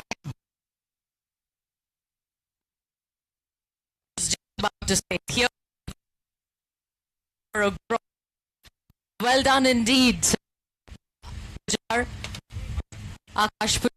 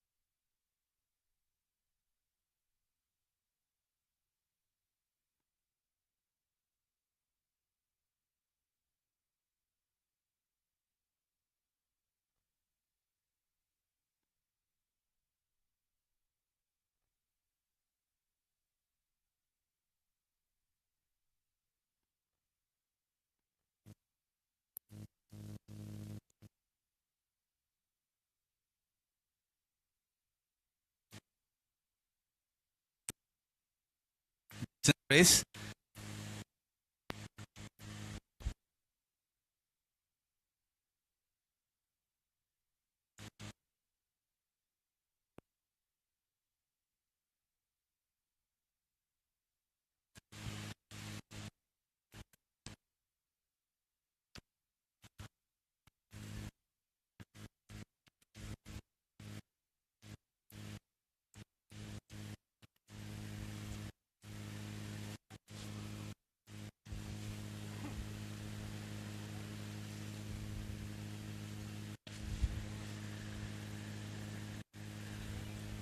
It looks like Tanvi is in the lead with the comfortable lead.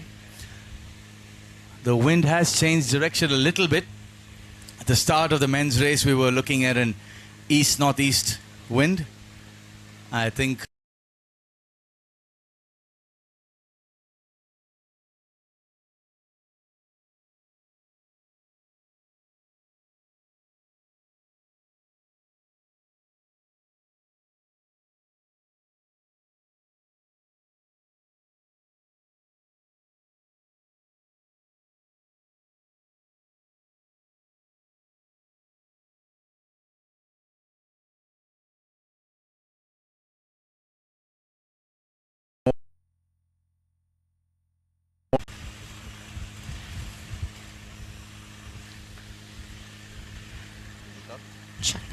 Since you mentioned paddle, Nawaz, there's an interesting information on the paddle. So we know that the paddle, helps the participant to propel on the board, and the blade and the shaft and the handle play an important role. And it is designed to be at an angle at the front of the board because it provides more power for the person to pull through the water. So yesterday I think we were having a little chat about the paddle and the kind of paddle that the participants use. So do you want to give us an insight into that? I do. Just before that though, I want to give a big shout out to the boatmen there, safety and officials who are on camera right now on the drone. Such an important role, especially in these distance races, communicating constantly to us about making sure that all the athletes have firstly made the right turns in the right direction and are all safe. So these guys in the heat, on a boat, just making sure that all the athletes are okay. So big shout out to them. They are on screen at the moment.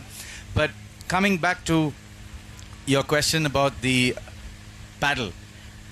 Yes, we were having a chat again with Shekhar yesterday, who was telling us about the difference that different kinds of paddles make in the SUP sprint and distance.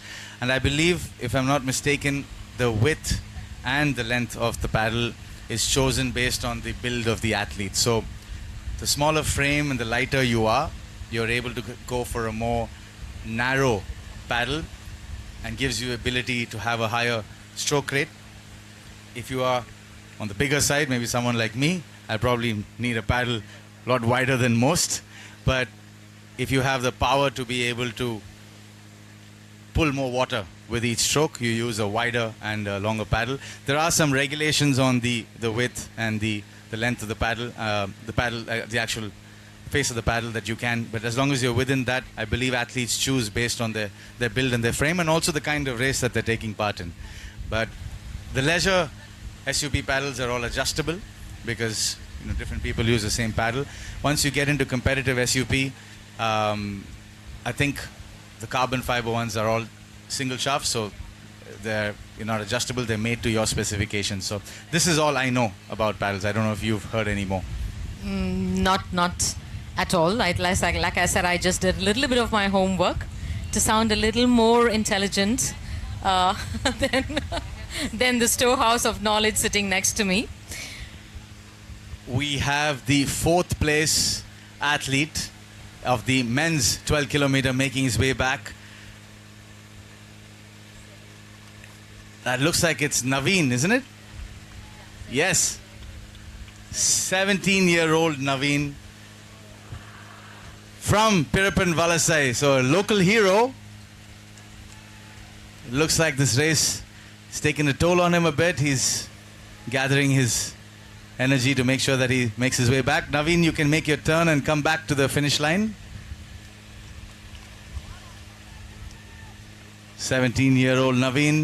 இன்னும் கொஞ்ச தூரம் தான் Naveen. You can do it. Come on. Last 30 or 40 meters there for Naveen. I'm sure listening to the encouragement on the beach is going to give him that extra bit of energy that he needs. It looks like he's speeding up. I request the first aid and medical officials just to be on standby. He does look a bit tired, but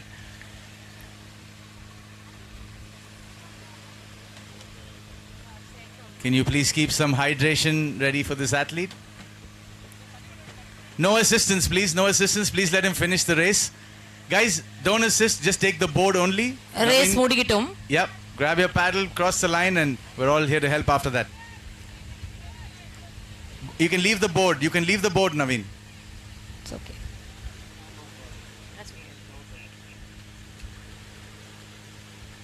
Ladies and gentlemen, that's Naveen from Pirpan Valasai crossing fourth in the men's 12-kilometer distance. Well done, Naveen. Awesome.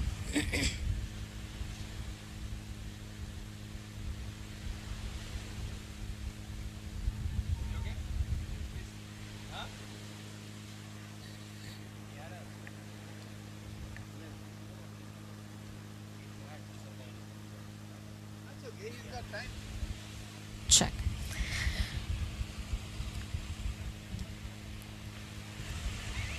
So Nawaz, we were just talking and we spoke about the board, we spoke about the paddle. Let's complete it by talking about the leash. So the leash that an athlete uses here for the stand-up paddle comes of two types. You have the coiled one and the straight one, and it's bound to either their calf or to their ankle. And I read it's very different from the surfing leash. So we all know that the leash is tied there for a particular purpose. So again, insight to how it makes a difference. So the leash is a very important safety part of both surfing and SUP. More so with SUP, I would say. Well, actually, no, it's equally important for both. Let's just pause for a second. We have another athlete finishing.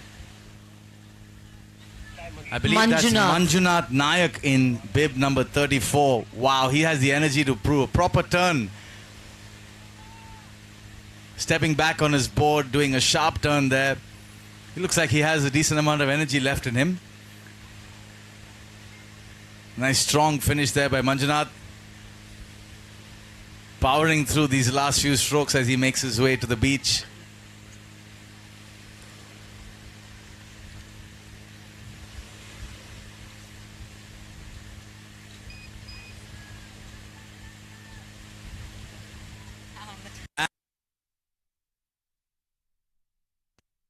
Know that Manjunath had a good race. Nice strong finish.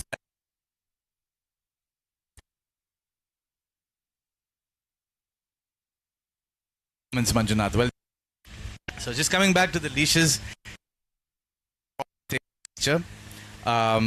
it makes sure that the board is attached to the athlete.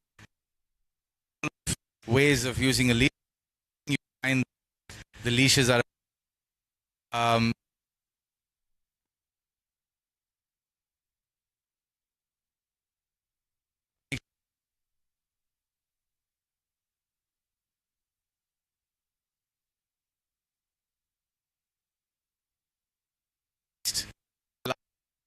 put a lot at the board. So there are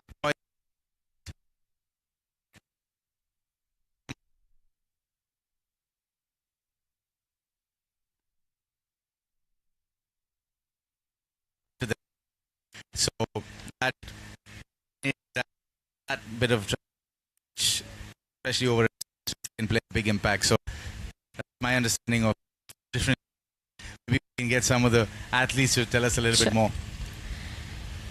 Yeah, we have yet another participant finishing the 12 kilometer and That's Selvarasan, isn't it? Yes. Selvarasan Nagamuthu. We saw him yesterday just make his way into the finals of the in the sprint finals. And we see him here finishing the men's kilometer.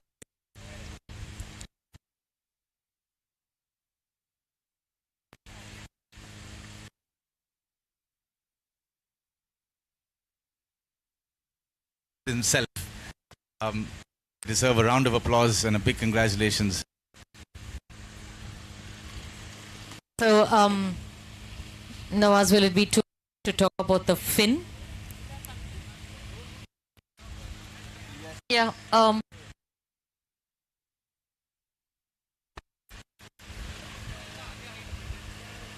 Onto their 6 kilometer distance race.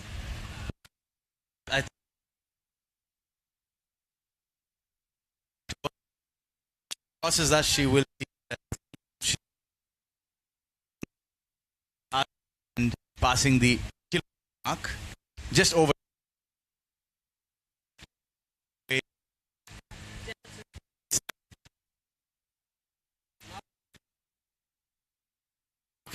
Way on the and then Nandi is new athlete to endurance racing. She mentioned yesterday she's competed around the world. She's even done a 20-kilometer race that all of us, I remember, were watching in the middle of the night. She was because it was in Fiji. And here she is, so in the lead. Looks like she's.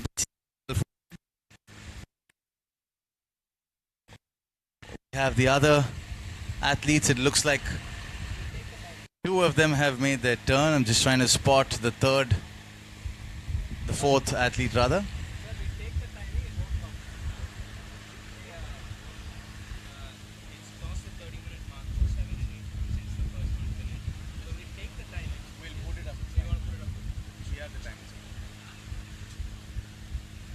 Just so happy to have it on.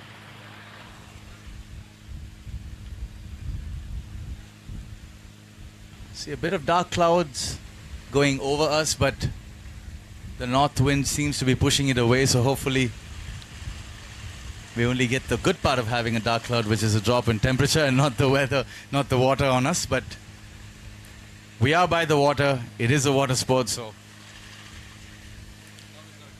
no one's going to complain with a bit of shower.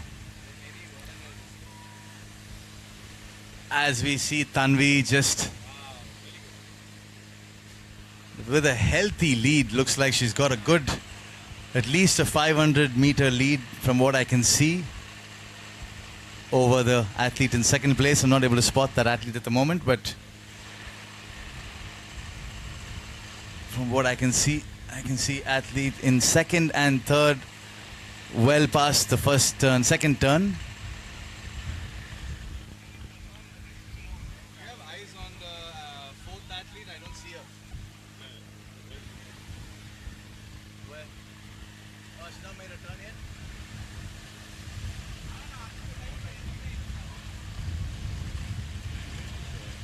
But she's drifted this way. Okay.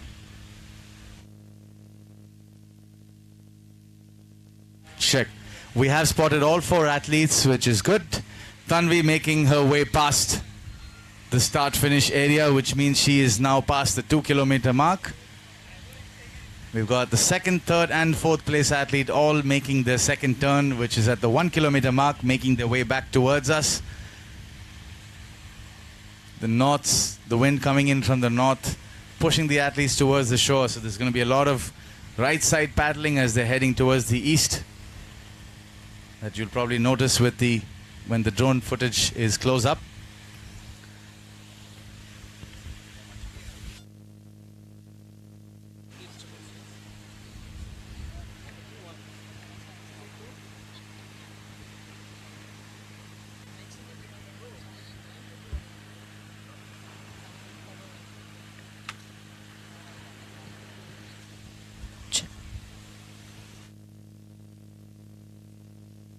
Check.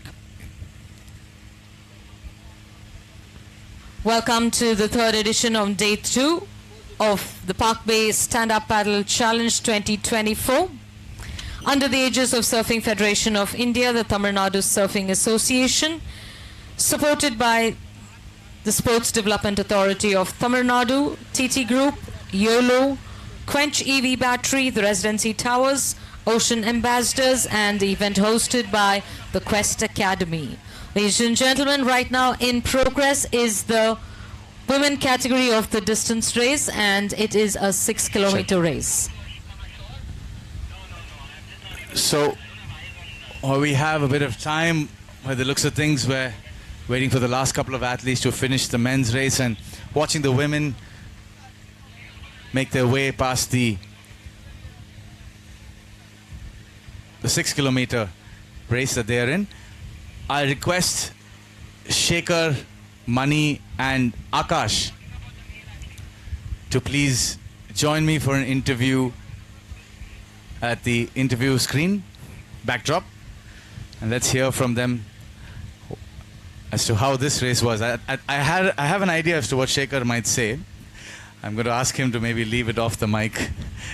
I heard his comments as soon as he came out of the water. Conditions were tricky.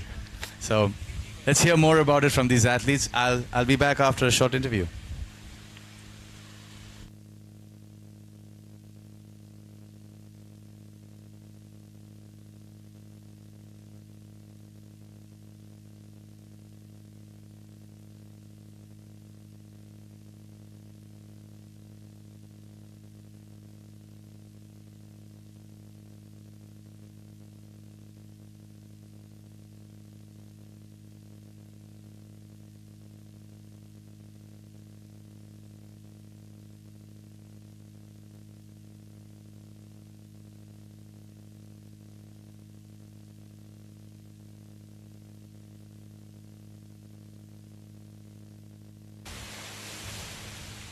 Check. Akash Pujar, if you can join us for an interview.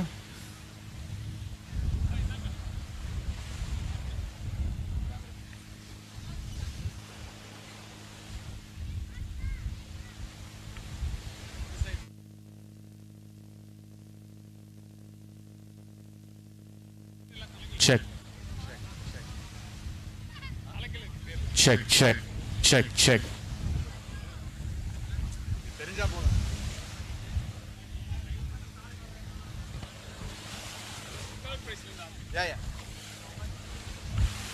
Yeah, you be in the shade.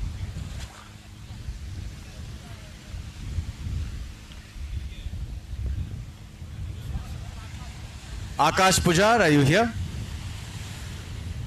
Akash.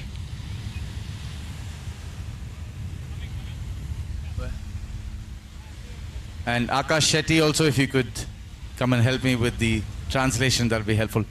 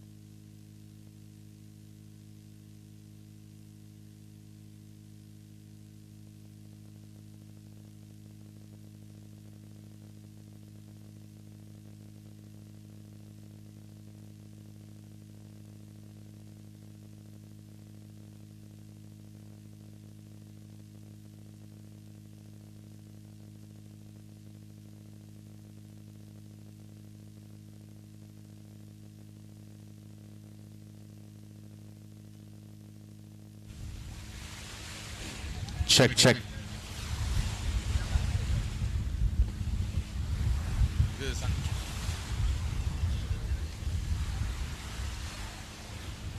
we live?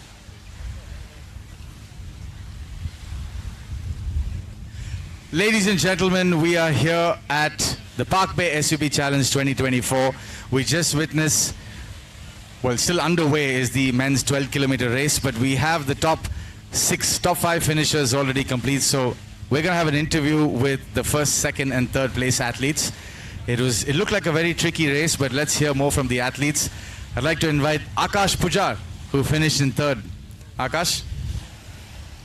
And Akash Shetty, his coach, and also helping me translate. Akash, congratulations. Thank you. I spoke to you yesterday, I think, when you had your technical race. Yes. You were a Grom Yeah. who was taking part in the men's division and placing in the top 3. That's a fantastic achievement. Congratulations. I Thank think you, this thank is a example for all the other Groms in terms of what's possible. How was your distance race, 12 kilometers? ಸ್ವಲ್ಪ ಗಾಳಿ ಉಂಟು, ಸ್ವಲ್ಪ ಜಾಸ್ತಿ ಗಾಳಿ ಜಾಸ್ತಿ ಉಂಟು. ಮಂಗಳೂರಲ್ಲಿ ಇಷ್ಟು ಗಾಳಿ ಇಲ್ಲ, ಆದರೆ ಇಲ್ಲಿ ಸ್ವಲ್ಪ ಗಾಳಿ ಜಾಸ್ತಿ ಉಂಟು, ಮತ್ತು ಅಲೆದೆಲ್ಲ ಸ್ವಲ್ಪ problem. So back home, it's we don't have these conditions back home where it's a little windy. So that was the differentiating factor here. But it was fun and also very challenging. So yesterday we saw the wind was less, it was less choppy. Today we saw the wind when the race started, the wind changed. Did you have to change? I'll give him this microphone. As the wind changed, did you have to change your strategy in any way? ನಿನ್ನೆ ಅಷ್ಟು ಗಾಳಿ ಇರಲಿಲ್ಲ, ಇವತ್ತು ಗಾಳಿ pickup ಆಯಿತು. ನಿಮ್ಮದು strategy ಏನಿತ್ತು ರೇಸಲ್ಲಿ drafting ಬಗ್ಗೆ? ಅದೇ ಡ್ರಾಪ್ ಒಬ್ಬರ ಹಿಂದೆ ನಾನು ಫಾಲೋ ಮಾಡಲಿಕ್ಕೆ ಜಾಸ್ತಿ ಅದರಿಂದ ನನಗೆ ಜಾಸ್ತಿ ಹೆಲ್ಪ್ ಆಯಿತು. Yeah, so we were practicing like Nawaz was explaining drafting before, so we were practicing a lot of drafting back home. So that was the strategy for today, catch someone strong and draft behind them. But I think that worked for half the race, but then later on it was all him. So Naveen was very close to you. Were you always ahead of him in the race, or did you guys exchange positions? Naveen ನಿನ್ನ ಮುಂದೆ ಇದ್ದ, ಅವ ಯಾವಾಗ ಸಲ ಮುಂದೆ ಇದ್ದ, ಹೇಗೆ ಇತ್ತು, ಯಾವಾಗ ಚೇಂಜ್ ಆಯಿತು ನಿಮ್ಗೆ? ಅವ ಸ್ವಲ್ಪ ಬಿದ್ದ ಅಲ್ಲಿ ಒಂದು 2 ಸಲ, ಆವಾಗ ನಾನು ಕ್ಯಾಚ್ ಮಾಡಿ ಹೋದೆ ಅವಾಗ ಮುಂದೆ. So Naveen was ahead 3/4 of the race, but then when he fell down a couple of times, that's when he caught up to Naveen, and then that's when he overtook him. Well, thank you so much for that performance. I hope that you encourage and motivate more Groms to take up the sport, and we see a lot more athletes like you. For this year, congratulations, Akash. That was a very, very strong performance. And you're in the sprints later, right? Men's sprint, both the sprints. Men and Grom sprints. Yeah. Okay, take rest, eat well, and we'll see you back in the evening. All the best, ladies and gentlemen. Akash Pujar. Okay, I can't wait to hear from these two gentlemen because they were really close for most of the race. Maybe off camera, something might have happened. So up next we have Manikandan, aka Fan, in second place.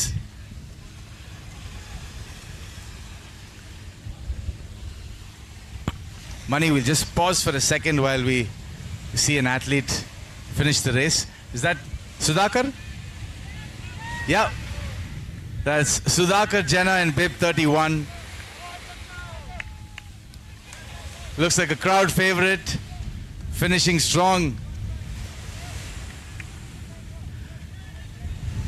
Like I said, in this distance race, it does not matter where you finish. Of course, the top 3 do get awarded with prize and medals, but just finishing this race itself is a huge accomplishment. And there you see Sudhakar Jena completing his race. Well done. Well done, Sudhakar. Sorry about that, Mani. We had to pause to see the finish of that athlete. So, congratulations, Mani. You came second in the distance. A repeat of last year in terms of positions. The time was a little more, the gap between you and Shekhar. Talk us through that race for you and the conditions today. The condition was more tricky. Last year it was like very calm and clean. Last year it was offshore wind, so it's easy to like stay close to the shore, and then we went to the little less timing last year compared to this year. Yeah, this year little harder to like paddle throughout this side. Yeah.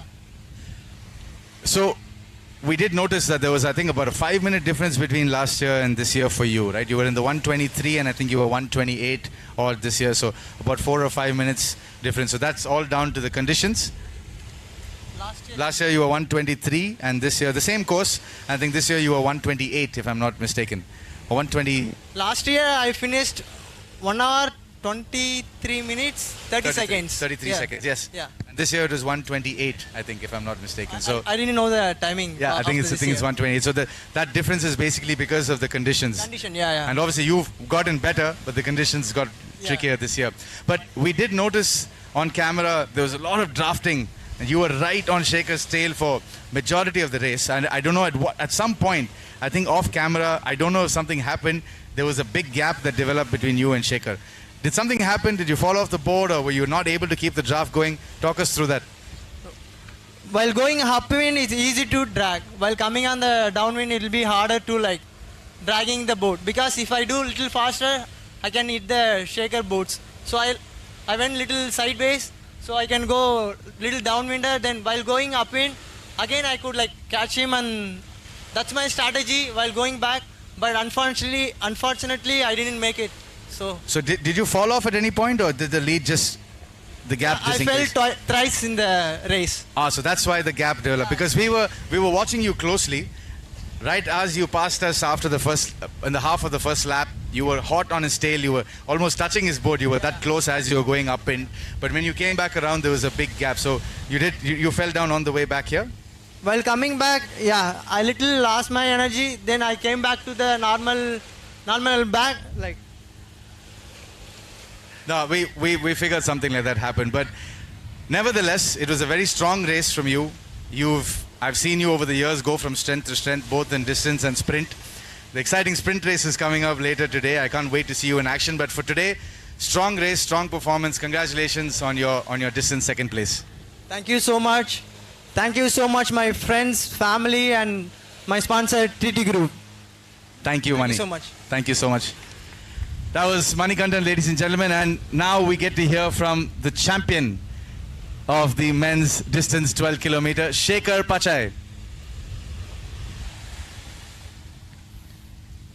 Hi, Shaker. Check. Hello, sir. Congratulations. Thank you. I'm getting used to having you in the first place and having an interview. It's almost becoming normal. How was that race for you? And don't repeat what you said when you came out of the water. Seriously, don't repeat. Well, he said சாவடிக்கிறீங்க இந்த conditions வச்சு. There you go. We have it out there. கண்டிப்பா like பண்ணவங்க எல்லாரும் உங்களை திட்டிருப்பாங்க ஆர்கனைசரை இந்த மாதிரி கண்டிஷன்ல வச்சு சாவடிக்கிறீங்கன்னு சொல்லியிருக்க மாட்டாங்க, கண்டிப்பா மனசுக்குள்ள நினைச்சிருப்பாங்க. But like nice race, like நல்லா இருந்துச்சு. ஸோ இந்த மாதிரி கண்டிஷனில் பண்ணுறது வந்து actually good for like athlete. So this is like one of like part of like learning. இந்த கண்டிஷனை வந்து you can go like any other கண்ட்ரினால் no. So sometime like similar last time I went like Thailand like ICF like a world championship was in this condition. So yeah, so because that full race like a side wind, so this wind also a little bit like a upwind. So upwind you can manage like easily, but like a side wind you can't manage. So last year like a more like a side wind, like a offshore, but close to shore like we can manage. But this time like onshore, no, so more like a tougher. So it's good, like this is like compared to like one of like a training. Well, just to clarify, we're not in control of the conditions. We tried our best to have it at a time where the forecast showed that it was flat. Unfortunately, last night we even had to come out and pull some of the boats in. We were worried about the conditions. The wind picked up, the swell picked up a bit, but nevertheless, we still managed to have a race. It was safe enough to have a race, which is what's important. But speaking of the wind, we noticed that as you're going upwind, Mani was just telling us that he was hot on your tail. He is drafting. We were talking about drafting and how important it is to get it right and take advantage of the draft of the athlete in front of you. The fact that he was right behind you, did that play a part in your race and your strategy at all? So my strategy like upwind, but I can't like a push because like in my board like not like a fully little bit also not support for me my board, because upwind like in like a sprint like a ninja like this board very hard to going like upwind. So I want to go like a one speed, but I can't like push. But Mani can push because like that also like a more speeder like upwind and downwind. So good for like a choppy condition actually. You mentioned yesterday that the NSP Ninja is better in flat conditions and not many boats can catch it. But when it's choppy and if it's more of a testing conditions, and the All-Star, the starboard is more of an all-rounder. So did you see that? Yeah, so today? Definitely. That's why like a Mani catching like a easily my boat, because like a starting like a downwind like a little like a lead, maybe like a 20-meter lead. Then once like I take that buoy turn, so money board like easily moving, like easily coming, like catching like my board. So you had to plan your pace based on the fact of the board that you're on and the change in conditions. Yes, like I want like a plan, like upwind, like I can't like a push. Maybe like this is my speed, like this is my technique. I go with like that space. So I thought like maybe like a money like overtook me, like a money not did, like a money like a rafting, money like thinking maybe like save the energy because like once coming like begin like some, so maybe like a 60% enough like coming back. But like front of like one no, some like a front no, so you have to put like 100%. So my like a strategy like once like I turn, maybe I catch like some like waves, small wave, I can like a lead. Also push, so I can't do anything. So that is my strategy. So down. Wow. We watch and see how difficult it is, but it's so good to hear the insight and how many different things you have to think about. You have to think about the wind, you have to think about the board. You are on the board, he is on, the change in the water conditions, and it just goes to show that it's not just the distance, there's so much strategy involved. We were watching the flags slowly change. I think when you left, it was more of an east-north-east wind coming in from that direction. And we saw that it started to go slowly towards the north, the wind coming in from the north. Did you see that change? Did you have to make any changes along the way? So we are going like a first lap, like at least we can face the like against wind little, but easy to like a pushing. But second lap, like my board like a fully stop because coming on the side, like in my board particular like a upwind and downwind, no, like on the side wind, very hard to get like a direction. Little bit also like I touch my board. Is it a bit higher? Is your board a bit higher? Like you can feel the like a more higher, like get like a easy to wind, not like a wind going like blowing. Well, notwithstanding all these considerations, you still came up on top. You still finished with a healthy lead, showing us why you're defending. How many years now are you a defending champion? I don't know years. Like this is my national 27th competition win. Yes. I've personally seen you win over the last 8 or 9 years, back to back, and all the competitions before that. Shekhar Pachai, ladies and gentlemen, again, you're defending champion for the men's national 12 kilometers. What a lovely interview to hear so much insight about the race. You have your sprint race coming up as well. Yes, evening. We'll see. Champion in the technical, champion in the distance. We'll wait to see what happens in the sprint. Congratulations, Shekhar. Thank you. So thanks for like everyone for like supporting, like watching videos. Like thanks for like Arun sir. So one more things like congratulations Arun sir. Like I think like I hope like you see this video. So your daughter marriage, like enjoy your daughter marriage. So thank you so much for like everything like supporting, not like only for me. So all the like water sports because like surfing and like a stand-up paddle. So you not like take this supporting like now like a sports like a growing like a thank you so much like a thank you so much for Jigan like a Upasana like a running like this competition. Thanks for like an Avasa like everyone like and all the team. Thank you so much. Thanks for like a commentary like Sunitra ma'am. Thank you so much for everyone. What a beautiful speech. Thank you so much, Shekhar. Thank you for giving us all these years of amazing performances. Thank you. I can't wait for the sprint. What timing? Yeah, thanks to Rogan for like always like sitting on the chair, so only talking, so not getting in the water. So I want like a Rogan see like at least 20-meter paddle today. So I want to give like a big prize, maybe 1 lakh. Wow. We just heard a possible 1 lakh prize for Rohan Katari to paddle 20 meters full sprint. We do have a paddle for unity coming up at the end of today's competition. Maybe we can convince Rohan to lead that paddle out for us where all the athletes and viewers and everybody who has access to the board is going to paddle out for unity out and back. I think the responsibility is yours to make sure he leads us in that paddle. Yes, definitely. Today evening. Let's see. What a fun interview, guys. This is Nawaz. We are going to go back to the men's distance. I think we have one athlete finishing. We do have the women's 6 kilometers still underway. We'll be breaking for lunch after that and then coming back with the sprints. So stay tuned and thank you, Shekhar. Congratulations. Thank you, Sushti. Thank you, sir.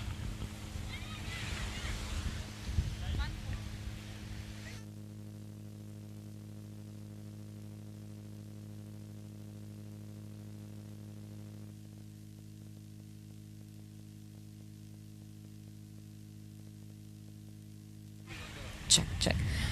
What a cool interview, Nawaz. It was very informative and such fun at the end. And it's, well, always refreshing to have such insights coming out from the participants. And, yeah, what a discussion. You can see that Shekhar is getting comfortable on the mic and camera. He's been in the front so many times, been on the camera, being interviewed so many times. It's now natural. He's even started doing some stand-up comedy, talking about Rohan Katari and about how he's going to give him a prize money for paddling out. So, what a fun interview. Thank you. Thanks, Shekhar, for that.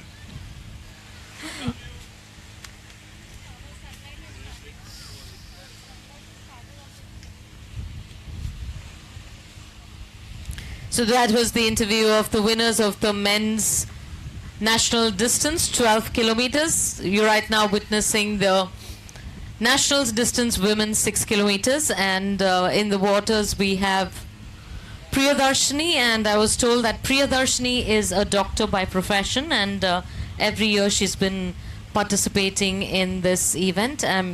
It's wonderful to see people from different walks of life taking up this sport and participating at a competitive level. We have Tanvi Jagdish, and Vijay has, I think, dropped off, and we have Monica in the water, yes. So as Nawaz had said, we will take a break after the women's.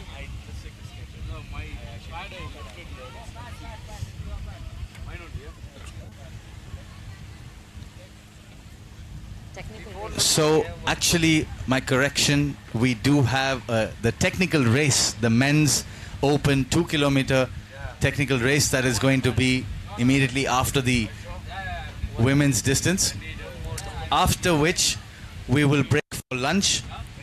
But there is a event still in the lunch break. The lunch is not for everyone. The officials are still on duty because we have the sprint race for the open men.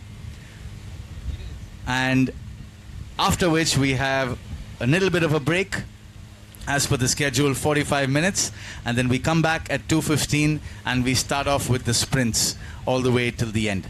So a bit of a technical lunch break. Thank you, Nawaz, for that update.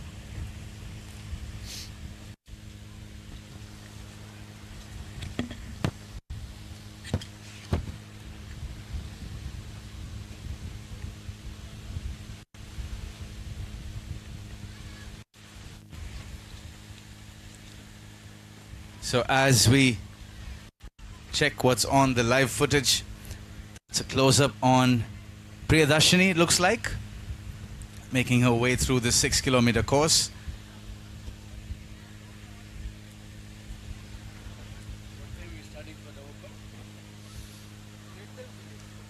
As the drone makes its way over this beautiful waters of Pirappan Valasai, you see you on the left there. That's where we're all sitting.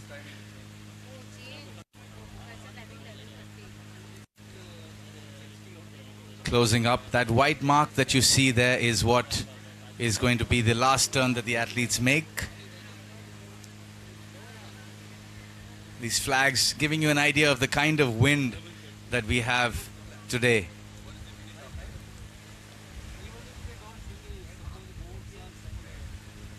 The two red tents are your media tents and your equipment. You have your equipment, next to that the media. Next to that, the two small tents is where we are. Now we're going past the viewers area, and then right at the end on the east corner is the RedBull, beautiful Red Bull tent athletes area. And then all the flags in front. A lot of these flags actually didn't stay up last night with the heavy winds that we had.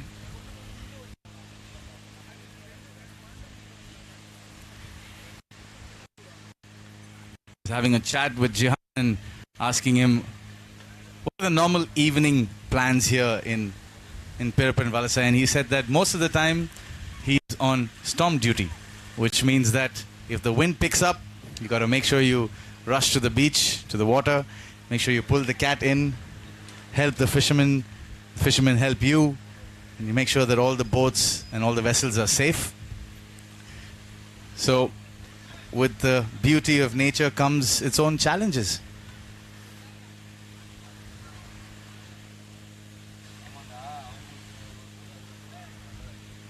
Sad to know that humankind is messing up with nature. No, I'm saying it to you.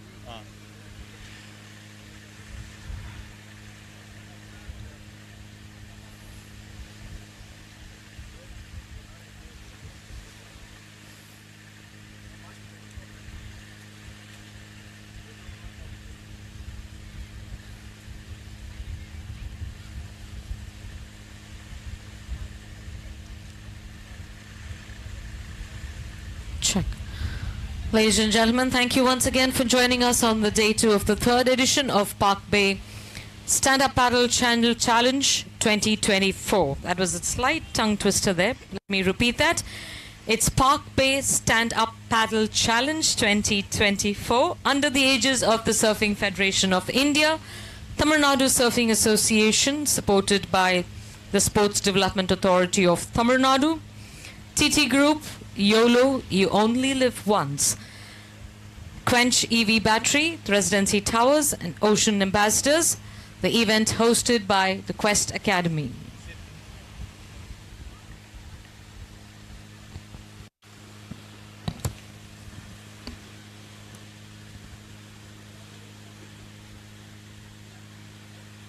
Tongue twister, but you got there in the end. As you've been interviewing a lot of people, now I'm going to ask you a set of questions. So No. you've been the contest director, you've been the race director, you've handled so many competitions over the years. So as a contest director, how have you seen the, I know you've spoken a lot of the development that has happened over the years in various categories, especially the Groms category, but yes, from an director perspective, contest director perspective, walk us through your experience of how you see these events grown over the years. Well, I started off being the contest director for the surf events first, and you and I have been part of that journey. You were there for the very first event that I contest directed, and with me Sure. every event that we've had, and hence the voice of surfing in India. Thank you. But it was so different at the start, where firstly everything was done manually. We used to stay up all night after the registrations. Only after the registrations we would know how many athletes were there. After which we would stay up all night drawing heats, possibly till 2-3 in the morning, because it had to be done on Excel manually. And after every heat is completed, manual tabulation of all the scores, a quick printout. We had a runner from the judges area to the beach. All the athletes would be waiting. You could almost see that it had its own charm, to be honest, because you had the athletes from that heat and all the supporters waiting to see what the result was. The runner was almost blocked on the way because they wanted to see what the result was. The result would go on the notice board. Those who were happy with it, celebrating. Those who were angry, we started watching them make a beeline straight towards the judges area to either contest it or ask their questions. But that had its own charm. I truly enjoyed it because it was conducting the competition, I guess, in the rawest form. And the learning from that is so important because now we move so much to technology. And live heats is a huge part of how now we publish the scores and the live updates of the scores. But to know how it works, to know what goes behind it, is very useful as a contest director and everyone in the competition, because in case you have any failure of technology, you always know that you can handle the situation. So I think it was a very important of my learning and our team's learning as to how to run an event. And obviously with that learning combined with the technology now, the setting of heats, the running of the event itself in terms of the scoring, the score updates, all of that has become a lot easier. But also what I've really noticed is a competition is as good as its athletes. And by that, what I mean is not just the actual performance of the athletes, but the actual behavior and the conduct of the athletes themselves. And I have to say, all our athletes have been such a delight to work with, and it's been getting better and better every year. It's come to a point where I've seen a couple of international events. I've had the pleasure of actually co-contest directing one as well. And our athletes are probably a lot easier to deal with compared to some of the international athletes, the superstars that we know. So I think we have it good in terms of both the infrastructure. There's a solid team that's developed, to be honest. The likes of Siddharth Hande, who's a co-contest director with me for all the events, it's reached a point where I can pretty much step back completely and it runs on its own. And I think any successful setup is when you are not needed. So that has taken a few years. We now have a solid team, both in terms of a panel of judges in India, some of whom have been invited internationally as well. The organizing team, we have a lot more people who are able to do the roles and functions that are involved. So the experience has been great. It was hard at first, a great learning. Now with more people involved, with more technology involved, with athletes, so much nicer to deal with, and it's just an overall beautiful experience. So that for me has been the journey of being a contest director and what it takes to be one in India at least. Absolutely. We have Mr. Arun Vasu, who we are missing here, the president of the SFI, who's celebrating a personal family event. He's been the man behind, the water sports growing here in India, and he's done a tremendous contribution in bringing this together. So, as a team, you were talking about team. So, we have... so talking about the team, it's always a team effort that makes anything successful, and you have a wonderful team helmed by Mr. Arun Vasu and putting things together for every event after event. I'm glad you mentioned that, because while we're on camera, I want to wish Tasha a very, very happy married life. Tasha and her new husband a very happy married life. Congratulations to Arun and the entire family. I hope you guys are celebrating and enjoying yourselves, and really some quality family time that all well deserved. Congratulations to the newlywed. We certainly miss you here, but we completely understand that a daughter's wedding is something that cannot be missed. So, but yes, speaking of Arun, interesting story actually. When I first started surfing, just a beginner surfer, well, not very far from it still, but at that point, just started surfing, enjoying my time, sitting at surf turf. A lovely little community forming of even the guests and the surfers there. The first competition that I was going to witness, Arun comes up to me and says, "Hey, you're good on Excel and you're good with numbers. Can you help us draw these heats?" I had no idea what that meant. I'm obviously used to different kinds of competition and heats. Surfing was new to me, so I said, sure. And we had Sachang Made from Bali, who's a legendary surfer, world known. Also the head judge at the time. What a beautiful human as well. We miss having him in the beaches here. He's a very integral part of surfing at an early part in India, competition surfing. Absolutely a legend, truly said. Joyous. And so he took the time to explain to me exactly how heats are drawn and how the seeding is done and the progression, etc. It was not very difficult to understand. It's just a lot of computation and work. Arun's exact words to me were, "Macha, 30 minutes of your time, that's all I need." You sound like him also. You just mimicked Arun. Arun, I hope you're watching, and I hope he was there to the teat. "Macha, 30 minutes of your time." That's what he said. This is 2015. We're here in 2024. I've blocked calendar for the year for all of the events and making sure that we all put on a good show. But it just goes to show how contagious his energy is. It started with that, but just watching the amount of time, effort, yes, there's a lot of money put into this. But more than that, the amount of time and effort and passion that he's put in is contagious. And you heard it from Shekhar himself. If it wasn't for him, surfing and SUP would not be where it is today. And I'm glad we're saying this on live video where it's recorded permanently, because it is a huge impact. And thank you, Arun. Thank you for everything that you've done for this sport. And thank you for making sure that we all now have something to look forward to get away from our hectic life. I'm still waiting for 30 minutes to finish. That's an infinite 30 minutes you have there given to you by Arun Vasu. Started off as contest director, now part of the SFI, the TNSA, but I have absolutely no complaints. In fact, I have gratitude, because it's such a lovely experience. You get to interact with such beautiful humans from across the country, from across the world. You get to witness passion that's tangible, and you don't get to see that on your day-to-day work. So Absolutely. I really look forward to these events. It's my break. It's my getaway. Absolutely. Talking of events, we did handle a particular event which was of a greater magnitude and which was of a global focus, the WSL. Would you like to, recall a few memories from that particular event?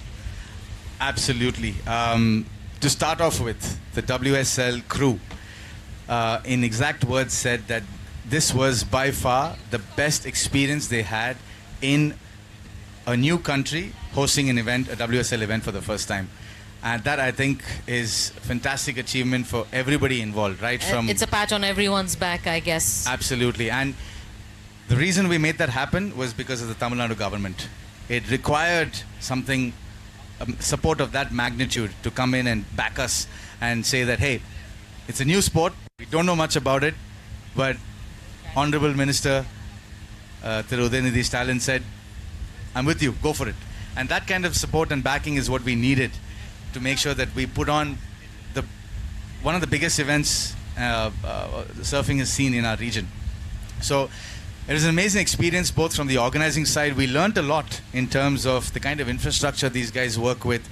We will try, obviously, budgets permitting, to have the same infrastructure at our events as well.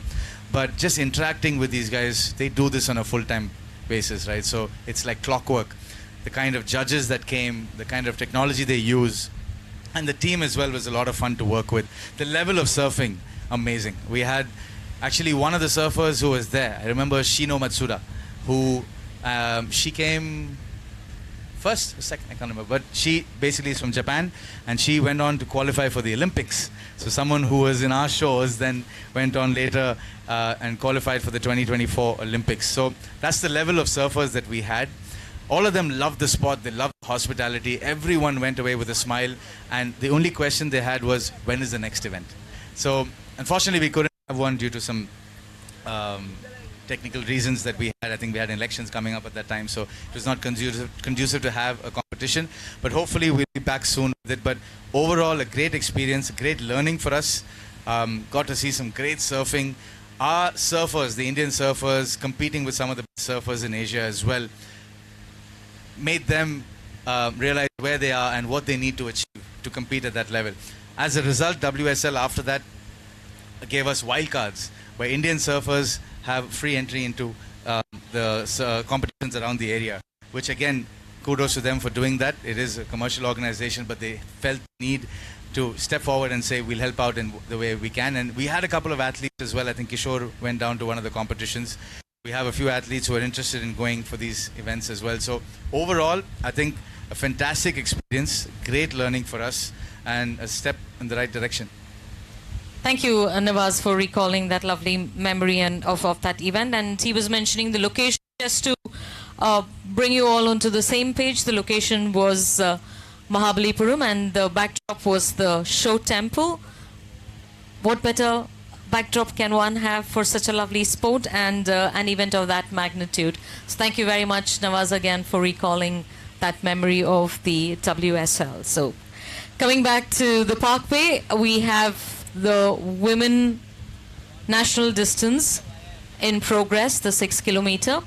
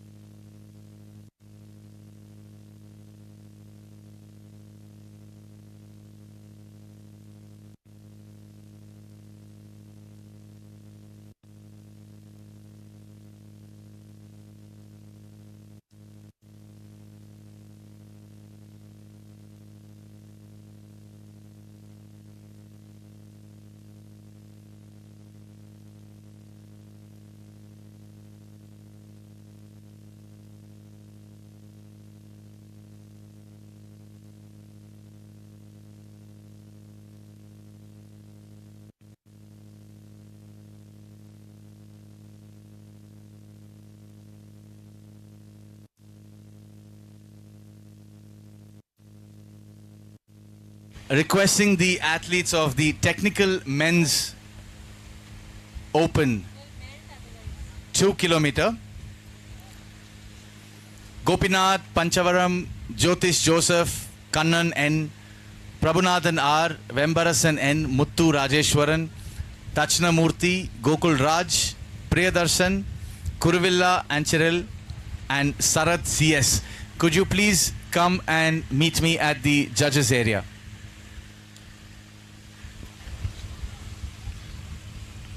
Requesting the athletes of the technical men's open to please meet Nawaz.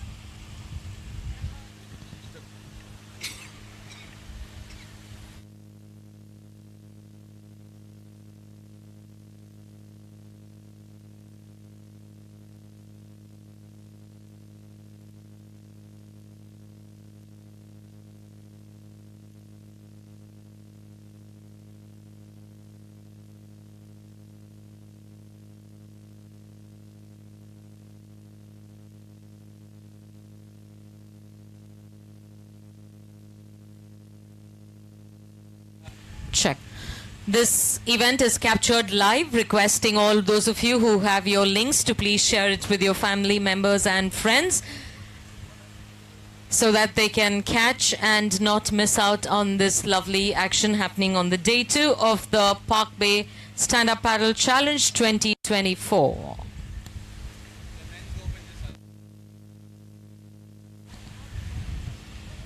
Requesting the participants of the men's open technical to please meet Nawaz near the announcer's desk.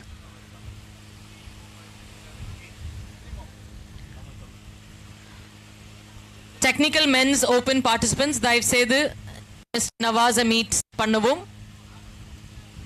Calling Gopinath Panchavaranam. Irkingla. Gopinath. Okay.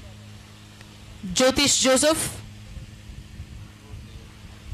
Calling Jyotish Joseph. He's there? 86.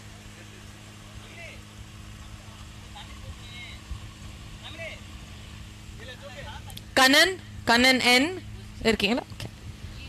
Prabhunathan. Okay. Vembarasan. Okay. Muttu Rajeshwaran. Okay. Dakshinamurthy. Gokul, Priyadarshan KS. Priyadarshan KS, Engirndalum dive say Varum, he's not here. Okay. Kurvilla, Sharath. Okay, so you have everyone there.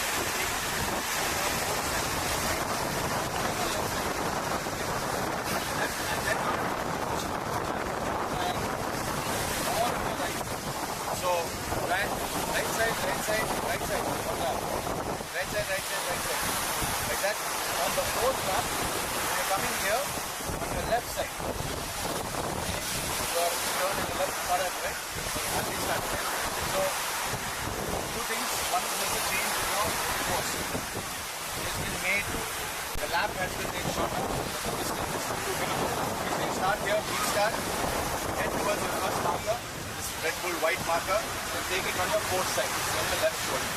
Then it is starboard, starboard, starboard, 1 lap. Right side, right side, right side, 1 lap.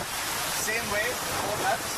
On the 4th lap, as you're finishing the 4th lap, you take a left side turn, fourth side turn on your left shoulder, this white marker, and come back to your left. It is reduced the length because it's windy and there's a lot of cross. So make it really easy to reduce the width of the course, but it's still the same distance, just a smaller lap. The second point is the women's distance is now 6 kilometers, so it might finish faster than scheduled. Are you all okay to run the race earlier than scheduled after the women's race? Yes? We have a boat? Yes. Yes. Yes. You are part of the race? Yes. Yes. I just have to take a boat officially from everybody. So we have a yes from everyone. The minute, please be around. The minute the women's last athlete finishes, we will start here. Okay, so it's not exactly as per the printed schedule. I think it's 1:15. Sorry, 12:15. So if any time before that, if the ladies finish, we'll start your race. You all participants or After the last one, because their course intersects with yours. So we have a great common thing. So no doubt about the course. No doubt about the course. Only while starting and finishing, you have to keep this on the board. Otherwise, you are starting. That's fine.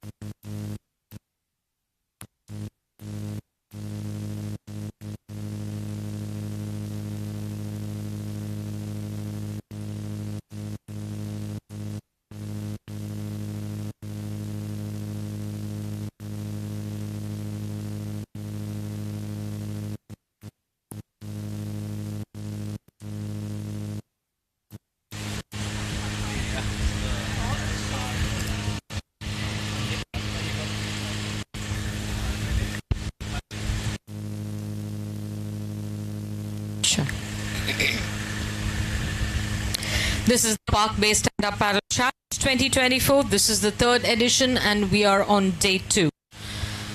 In progress is the women's distance race, 6 kilometer.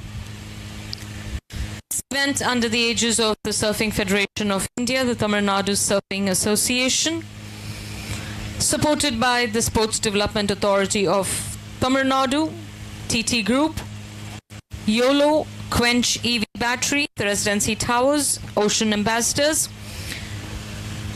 Palkbay StandUp Paddle Challenge 2024, hosted by the Quest Academy.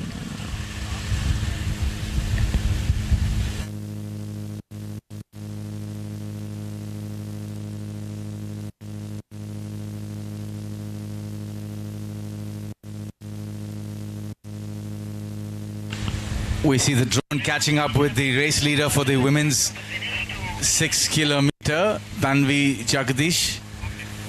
Oh, Tanvi falling off there. Don't know if that was a big dip just to cool herself off or it was a fall off, but she's back on quickly.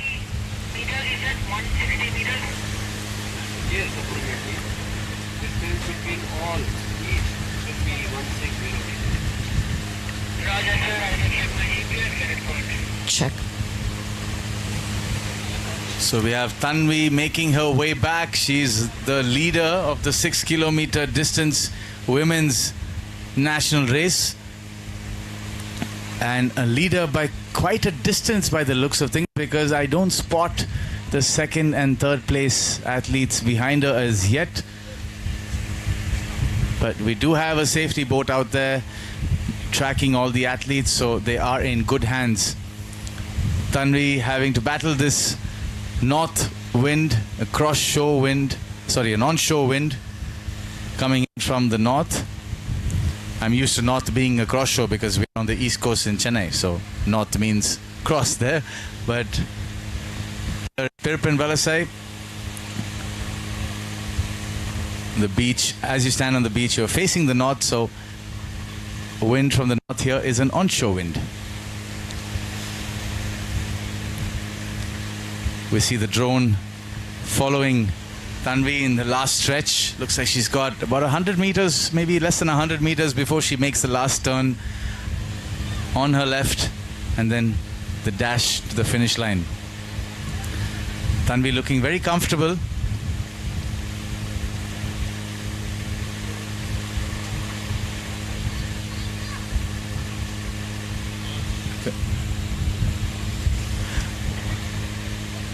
Tamil Nadu swimmers.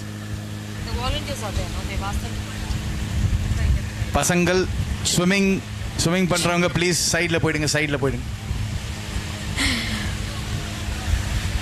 Thank you.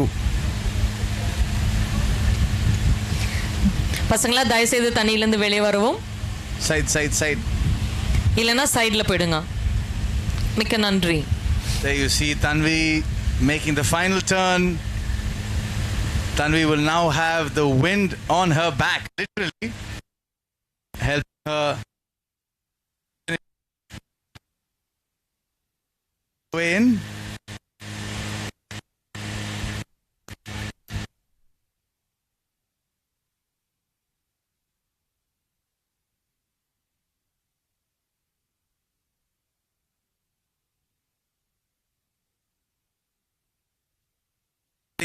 Each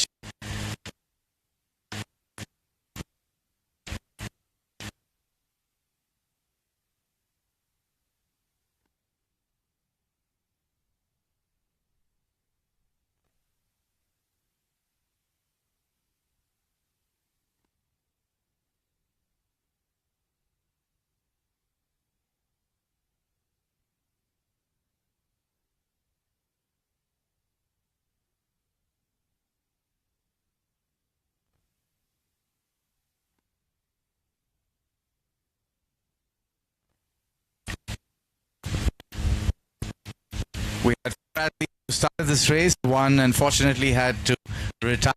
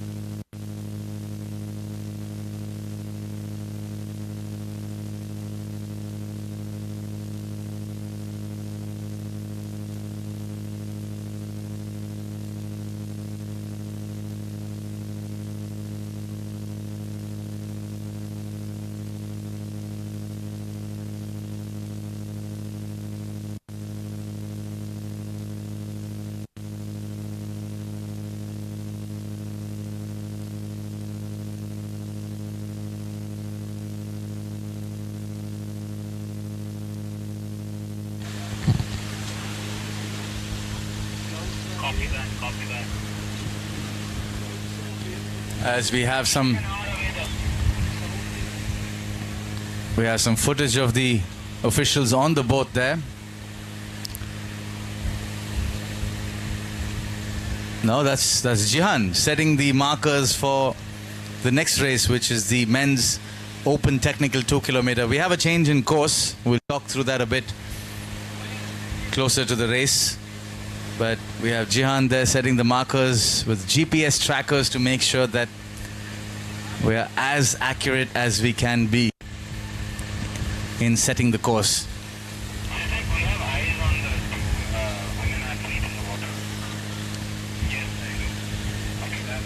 Where are they?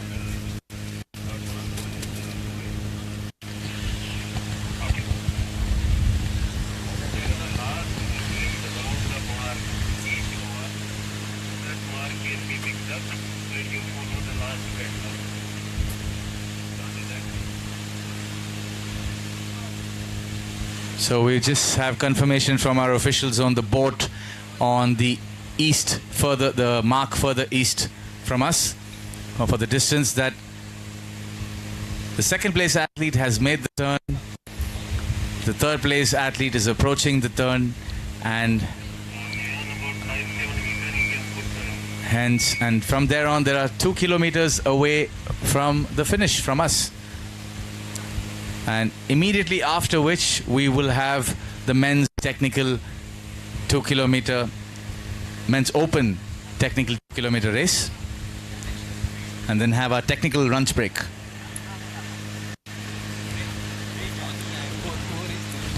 No? Sure. 15, what is that? That is in between the lunch break. So why I say we have a technical lunch break is that it's a lunch break for everyone except for the officials. Absolutely. Because we have one more race, the sprint race for the open and the defense open mixed, which will be at 13:15, and then the officials also go on lunch and come back for the rest of the sprint finals.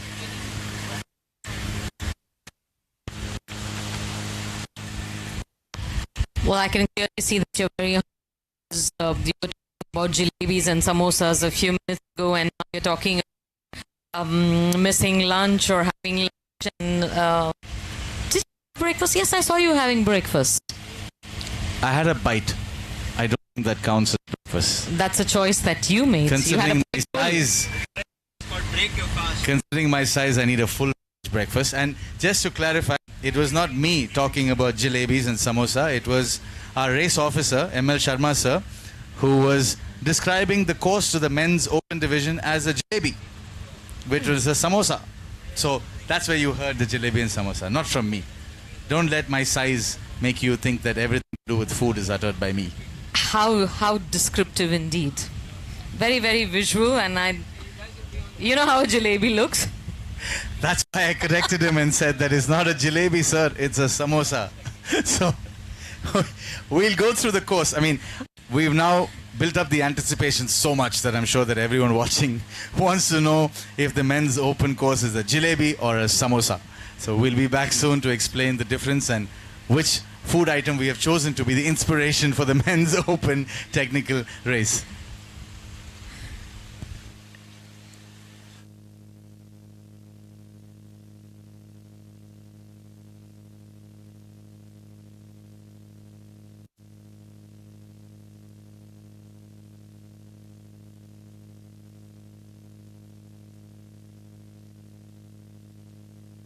Requesting Kenny and Arya, can we have a chat with you? You guys have played such an important part in this competition. We hardly get the time to see you. We do have a little bit of time before the women's race finishes, so come join us on the hot couch.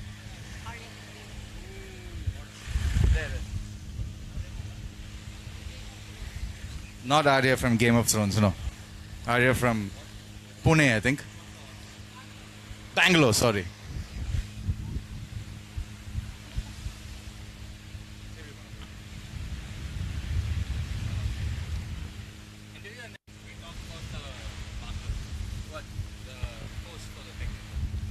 That I'll do with the drone. That I'll do with the drone flying over. Okay, you don't want them to check the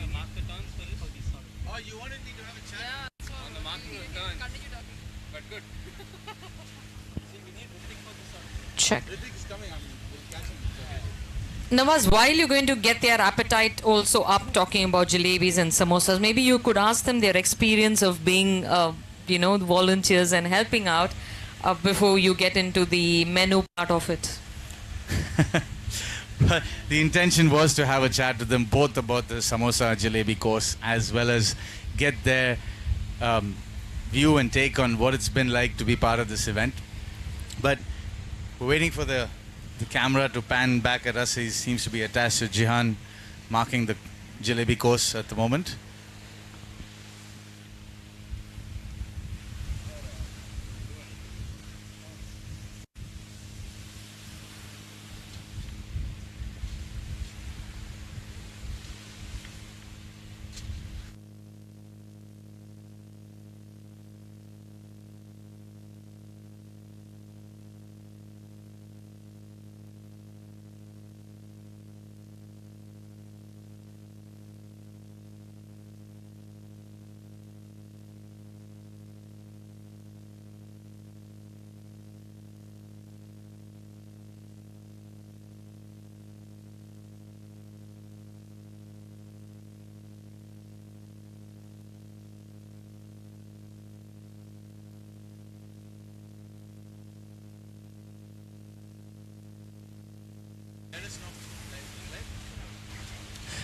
Okay, while we wait for the women's distance race to finish, I think Kenny you were on the west marker, right? The 1 kilometer mark on the west. So I think your part of the course is done. So we get a little bit of time to have a chat with Kenny and Arya. We'll start with Arya. Thanks for joining us, Arya. Thank you so much for having me. Firstly, thank you for all your efforts. I understand that you are a volunteer at Quest. So how did that happen? So I came to Quest for the first time last month for my certification in open water scuba diving. Kenny was my instructor. So I just fell in love with the whole vibe of Quest and just everything, the whole place, the water here. And I was like, I have to come back soon. And after my certification, I tried stand-up paddle. And they were like, just register for the stand-up paddle challenge. I was like, yeah, sure. And then I was still deciding if I should come or not. And then pass, and I was like, be great exposure. And, you can volunteer as well. And I love, shooting videos and, posting stuff on social media. So she was like, you can join as a social media volunteer. That's how it happened. And here I am. It's not the first time I've heard of somebody who's come to Quest just for a visit and ended up staying for a year or 2 years. In fact, I think the volunteer team, there's an all-girl team, all-women team that a couple of years ago, which conducted the event fantastically. So they seem to be making a habit of enticing their guests so much that they 100%. They feel no other way but to come and spend a longer time and be part of it. But so all of the social media that the lovely footage we've been seeing is all because of you? Yeah, pretty much. Well, thank you so much for that. Yeah. It's really engaging for everybody. Yes. So tell us a bit more about yourself. So where do you come from? Do you have any athletic experience? Yeah, so I'm from Bangalore. I graduated 3 months ago and I'm working right now.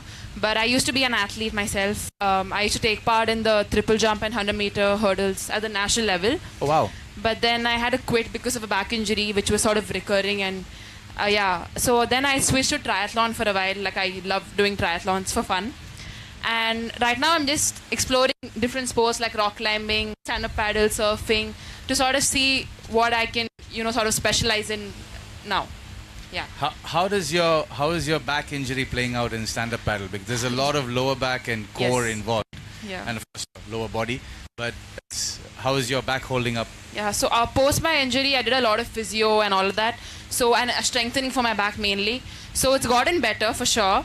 But since triple jump was such a, it was a sport which required a lot of back strength and impact. Impact, exactly. Yeah. So I had to call it quits. And yesterday during my 200-meter stand-up paddle, I could feel it, and I'm just like, I don't understand how the girls are doing 6 kilometers, mad respect. So we'll see you on the course next year.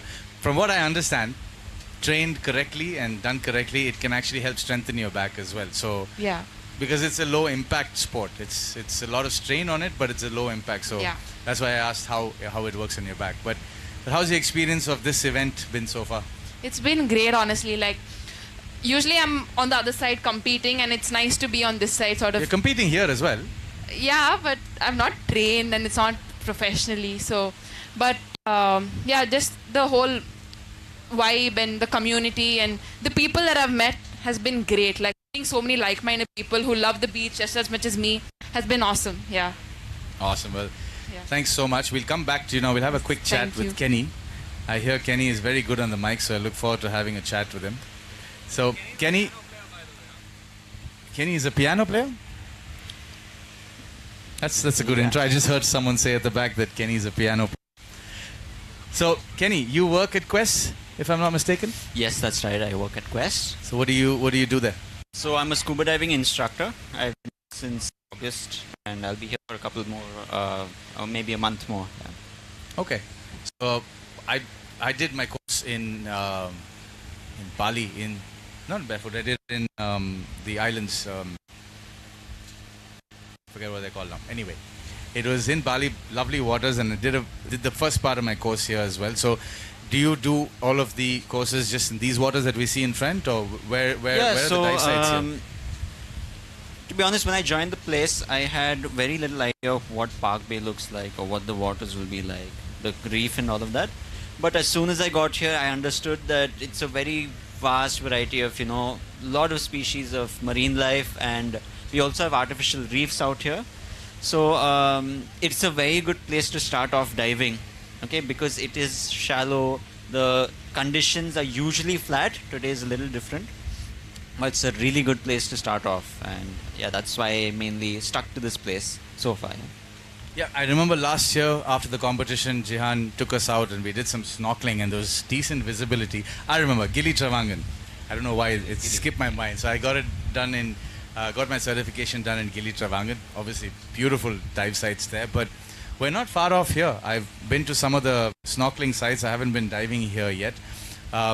But yeah, beautiful waters. I mean, how many months in the year can one dive here, and which months should we look at? So usually this place is good from around April to mid-October. So from November onwards, the winds shift. As you can see right now, it is started already become choppy. So from November all the way up till March, that's when it's off season. And that's when diving takes a back seat, and all the other activities are out more in the open. Yeah. Do you instruct any of the other activities as well?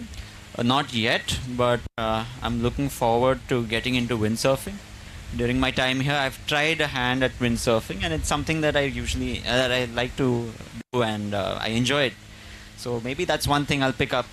It's a very different feel, having just superb, getting the right angle and the right wind in your sail, and all of a sudden there's a burst of power. It's a different kind of high compared to the likes of surfing and stand-up paddle. So can you tell us a bit about yourself? Where are you from? Have you always been a dive instructor? What's your story? So, okay, before I begin with that, I just wanted to say how commendable it is for all the athletes to come out today in this condition especially, and to give it their all. They've been going at it like full power. I've been seeing them from the boat, and it's just like on the boat I'm like, how are they doing this? And then you see them, and it's just so motivating, and it really says a lot about the sport, that in the face of adversity or whatever it is, you give it your all, you go out there and give it your best, and that's really the spirit of the sport. So yeah, huge round of applause to all the athletes. Yeah. Thank you for that, Kenny. And absolutely, the interview with a couple of them, Yeah. the adversity has been not just in the water. Some of them have had adversities out of the water in their personal lives. And they were talking to us about how competition and sport is something that helps them get past that. And that was such a beautiful conversation to have with Tanvi, I think yesterday it was. And I know a lot of the other athletes as well overcome a lot of adversity just to maintain being part of the sport. And to see them come out from all across the country and take part is really a lovely experience for all of us here. 100%. Since you asked about me, I'll tell you a little bit. Please do. I come from Pune, alright, and I've had a little bit of a history in competitive swimming, which is how I also got to know a little bit about diving. I was, to be honest, a very introverted person. I didn't like going out in the open, but I also had two minds about it. I loved exploring, but I didn't like meeting people. Okay. So, Lone Ranger solo explorer. yes. And that is when I took a trip to the Andamans. It was a solo trip. And before this, okay, I was talking to my dad about, okay, how do I go about this? I have a very weird personality. And he's like, you know how parents, they put their own spin into quotes and all of that. He told me, see, you can take a horse to the river. You can't make him drink the water. But first you got to take that horse to the water. So you got to make that step. All right? You need literally to went to the water. Yeah. So I took it quite literally. I took that solo trip.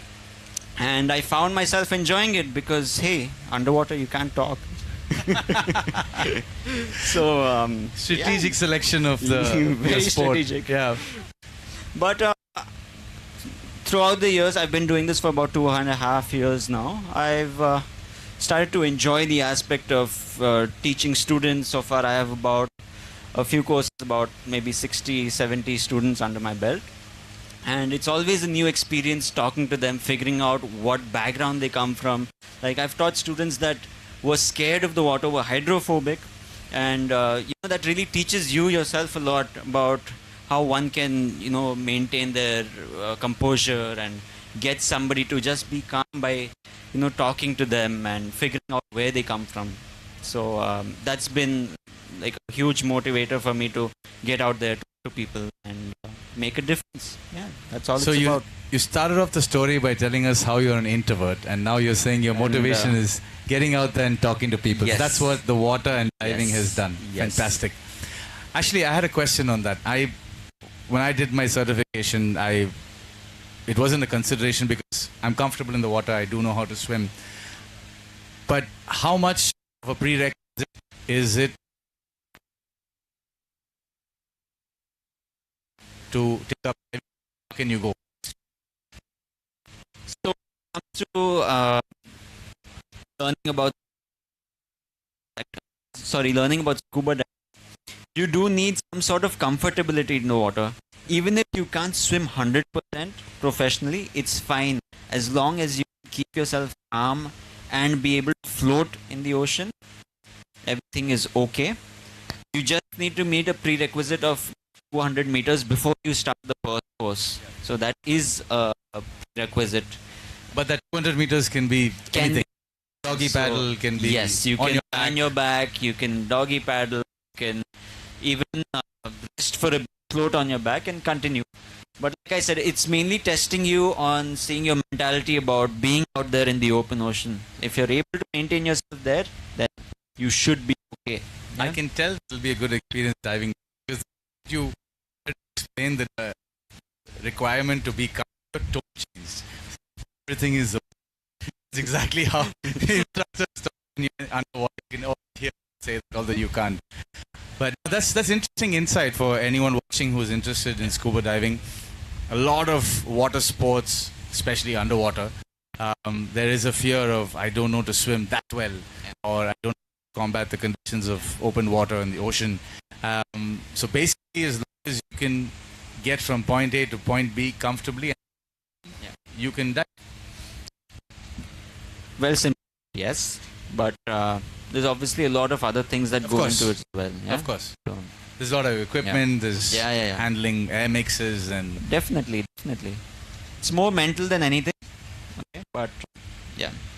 Awesome. So we got a quick little bite about diving and what to look forward to if someone comes diving with you here in Quest. 100%. I'm out here. Reach out to me on Instagram, WhatsApp. You can reach out to Quest. Yep. Right? And we'll be there. So coming back to this event, both you and Arya have played vital roles. I mean, you've, I think, been assisting Siddharth Hande in making sure that all the finishes have been correct, or whether it's the technical, the distance, or the sprint, which I've said this multiple times on live telecast, that it's what we rely on, because all of the results that we publish is based on what you guys see and confirm and sign off on. So firstly, thank you for that. We'll just pause for a second as we look at the athlete. That's Monica in second place in the distance.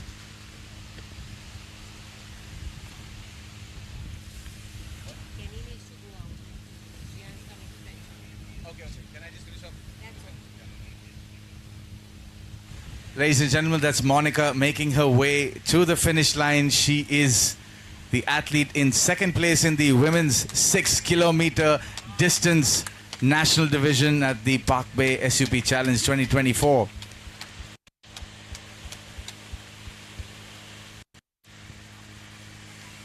As you can see, Monica with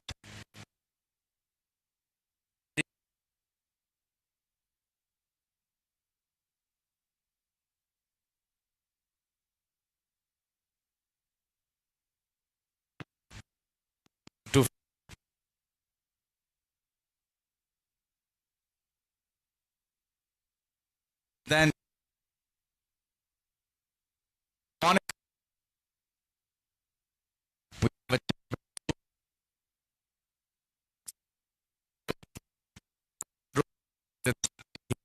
with the finish.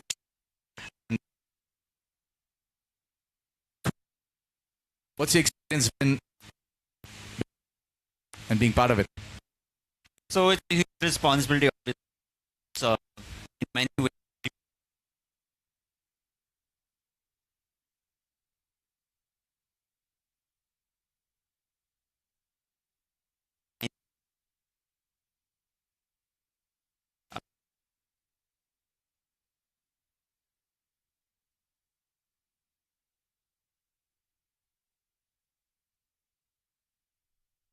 You have to pass obstacles and hurdles. Today. It is. Well, thank you so much. I think just going to sign in the water by joining us. Can you chat again soon?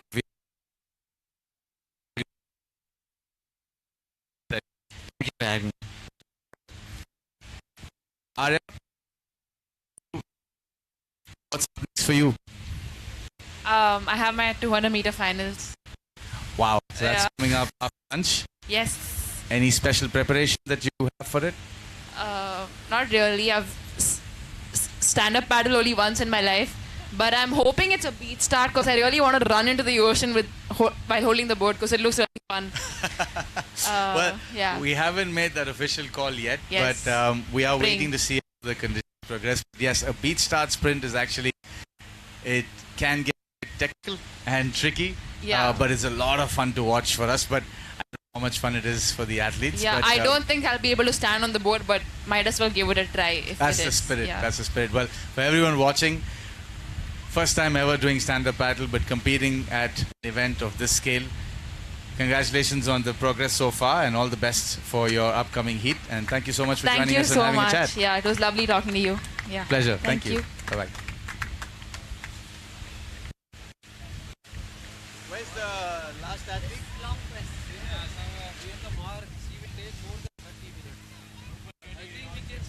Shall we start the open? Yeah, all check it. Do a brief with Kenny and I on the number on the. Kenny. I'll do that. Well, Kenny's gone somewhere.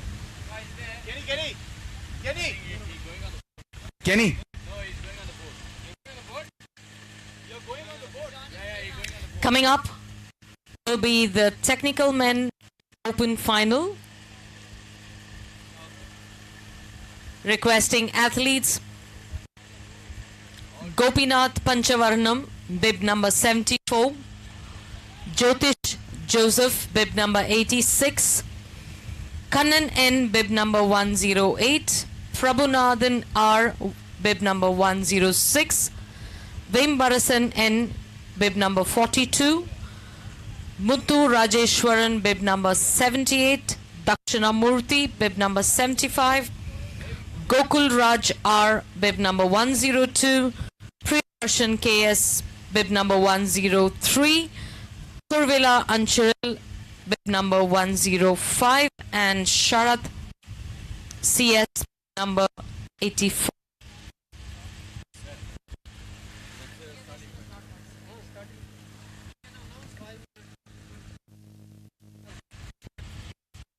Five minutes. 5 minutes you can announce. athletes to the line. 5 minutes to start.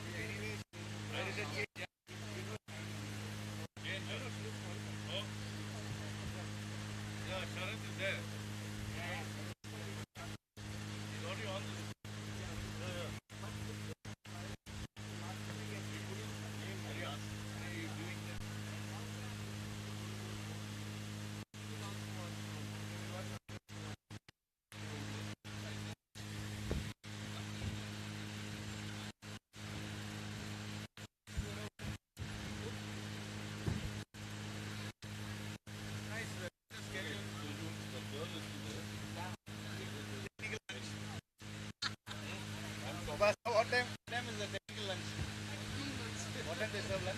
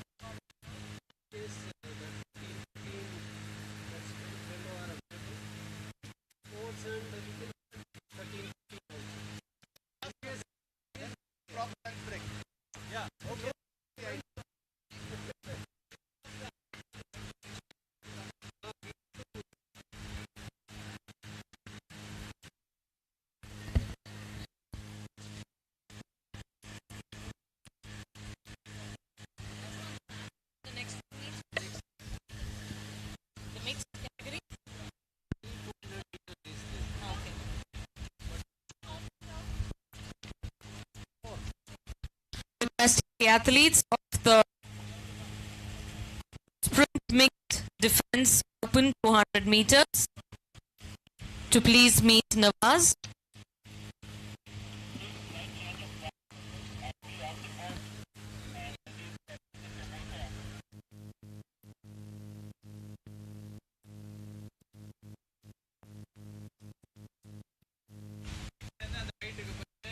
Left samosa, right samosa, right As you see on your the that is the start line. Let's do a quick walk through the course. They head into the water, head straight to this white marker. They turn on the left shoulder at this marker. Orange marker here. It's right as the drone is maybe not as fast, definitely not as fast. To the other again, a right turn side, turn around, come back to the white marker was the first turn. They would continue this again, make a turn this time. Assuming this is the last time, make a turn like this left side and make a dash back to the finish line. After this, they can cross the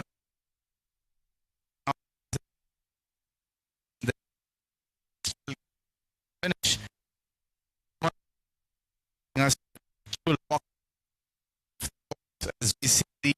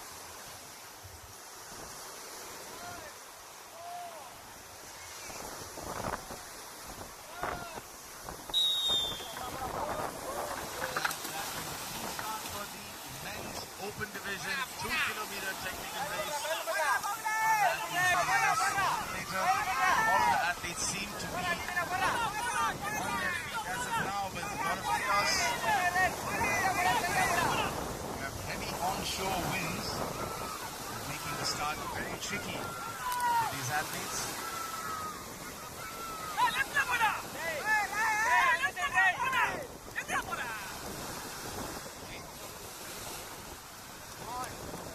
You will notice that the athletes in this division have a range of boards that they are on. Being the open division, there is a limitation to the kind of boards that these athletes can use. There are no race boards allowed. So you will see a variety of leisure boards or inflatable boards that these athletes are using, both hard and soft boards. And the winners of the top 3 of this race actually make it through to the nationals of next year. So, a lot to fight for. We do have a clear leader as of now. Anything could change with these conditions.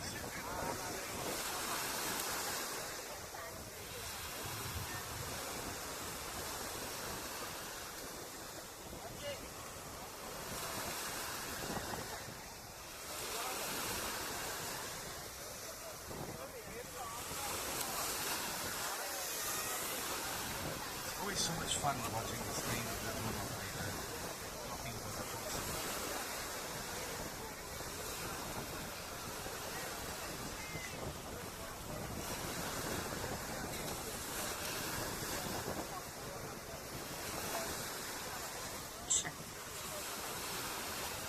That was an interesting start to the technical men's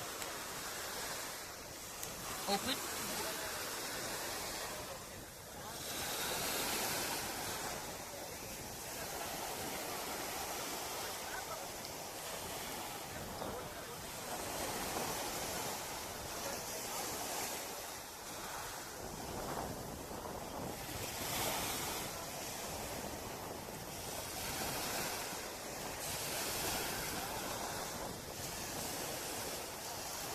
So, Nawaz, after all, it is not a jalebi.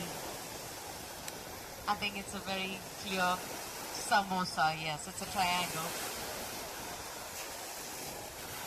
That's exactly what I was telling Sharma, that it's not a jalebi, it's a triangle, it's a samosa.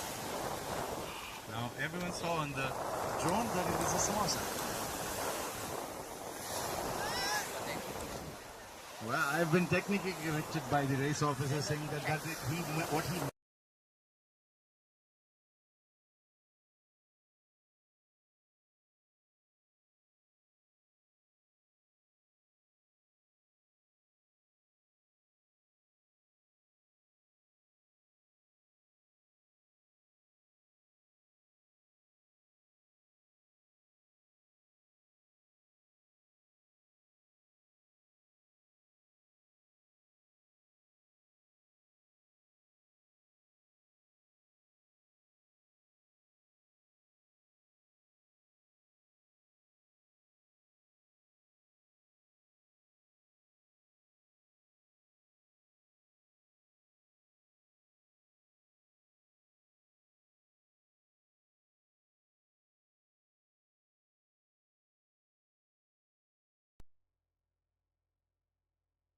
and 500 meters completed out of the 2 kilometers.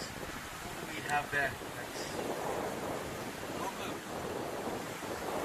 That's Gokul in the blue. No? I think the lead is Gokul, 102.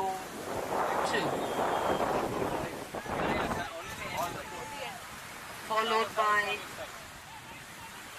Kannan, 108. Okay, so that's Gokul and Kannan in first and second. Third looks like that's Sharat.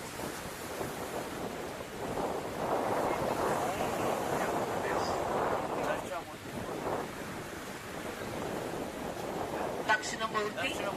Dakshinamurthy is in fourth. 75. Fifth and sixth is tight, but then just have a change there.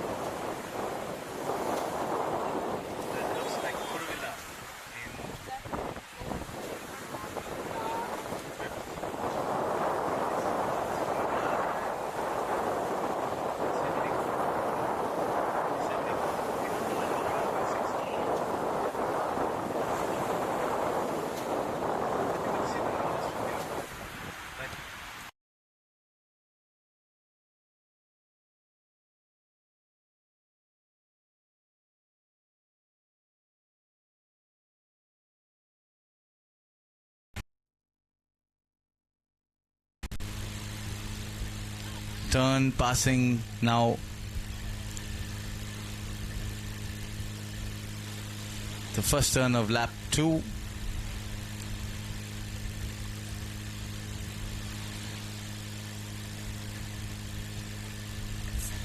He's halfway through the second lap, so that's about 250 meters or so into the second lap. That's a total of 750 meters that he's completed now.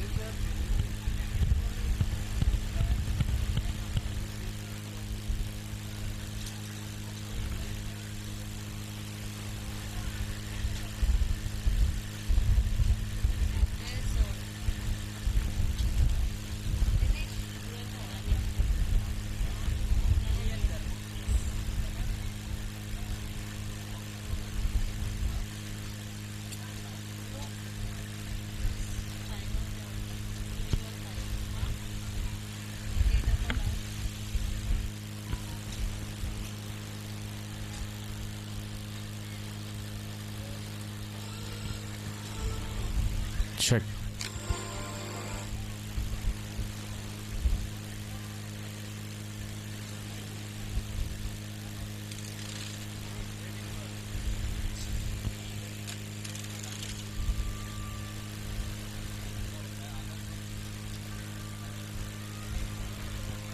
As we see Gokul approaching the end of lap 2, so that is officially halfway through this technical race. In the lead, Gokul completing 1 kilometer out of the 2 kilometers.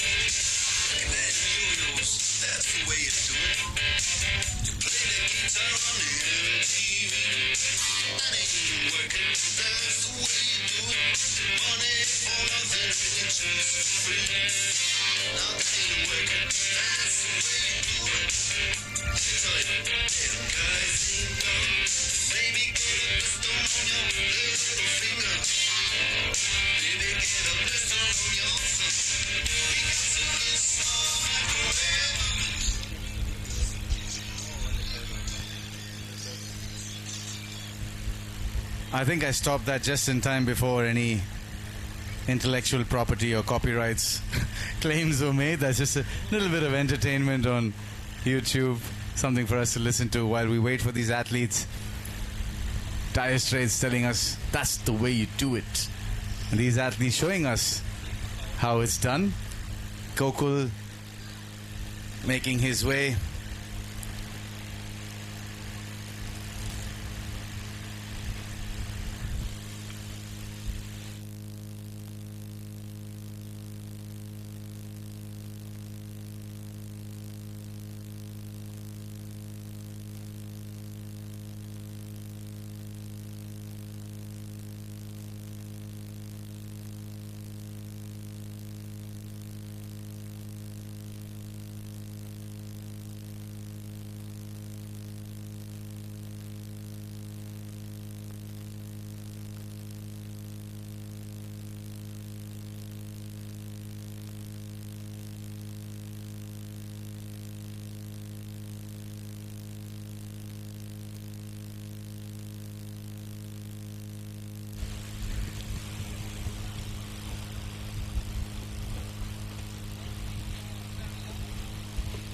For all those who have had a laid-back Sunday and have joined us just now, welcome to the Palkbay SUP Challenge 2024.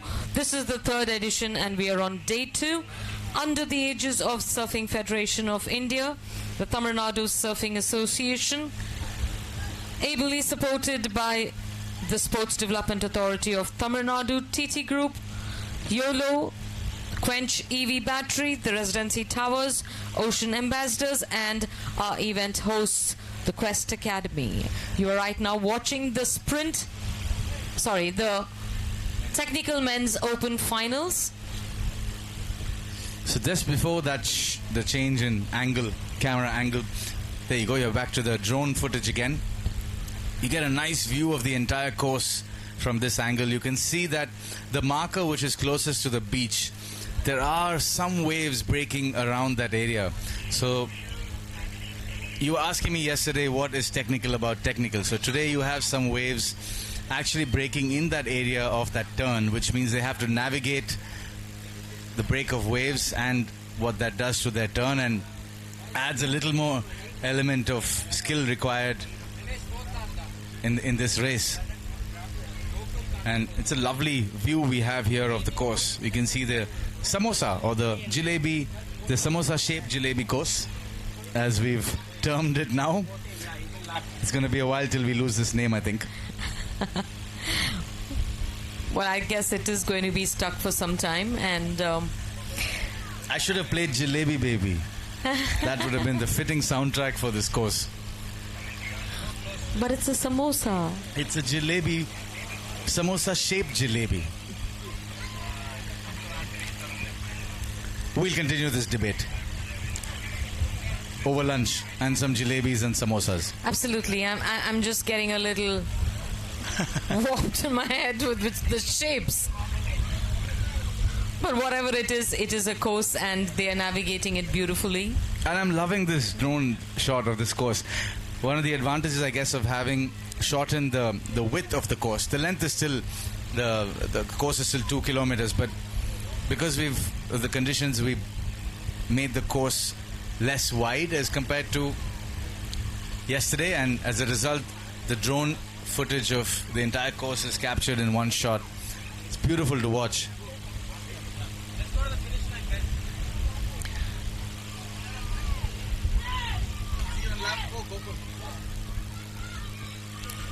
Okay, we have the athletes approaching their last lap, and Nawaz, maybe you want to go see the finish. Yes, of absolutely. the samosa circuit being We still got completed. a little bit of time because we've got Gokul almost halfway through his final lap. He's built up a healthy lead. He has to keep his composure here. Make sure that no mistakes. The lead that he's built up. I think I should stop saying or talking about mistakes. Just as I said that, Gokul falling off the board, now giving an opportunity for Kannan, I believe, who's right behind him.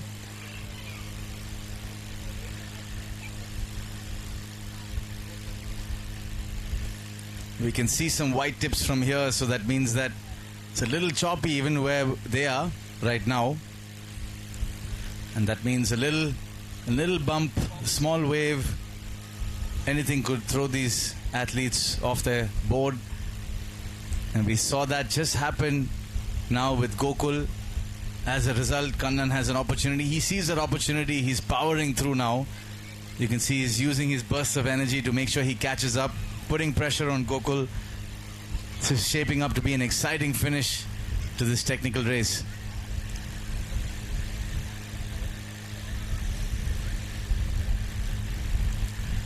If you notice, the athletes are being pushed towards the shore by this onshore wind. So they have to make sure that they stay on the north side of this marker, so they cross it on the right, on their right shoulder. Check.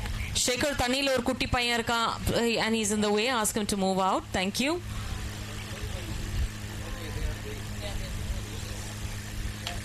Okay, home stretch. Last turn to make.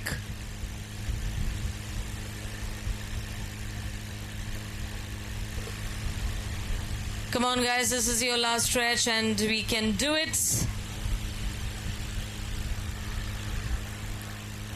You can do it if you put your back into it.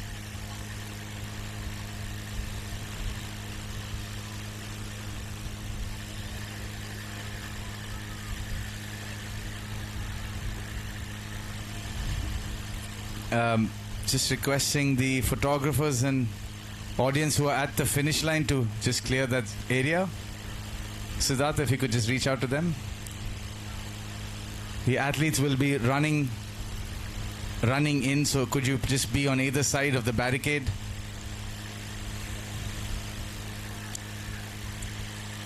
Here we have the finalists coming up to the finish line of the tech category after a 2-kilometer samosa course ride. Jalebi samosa course. Gokul losing his board, making sure he has no obstacle. And ladies and gentlemen, that is Gokul Raj, your champion of the men's open division 2-kilometer technical race. Well done, Gokul, maintaining the lead right throughout the race. Had a bit of a fall on the last lap, but make sure he had enough of a lead that it did not affect his position and finish first. Coming in at a very strong second is Kannan. Ooh, Kannan the guitarist, lead solo. Congratulations. Now that's how you celebrate a finish.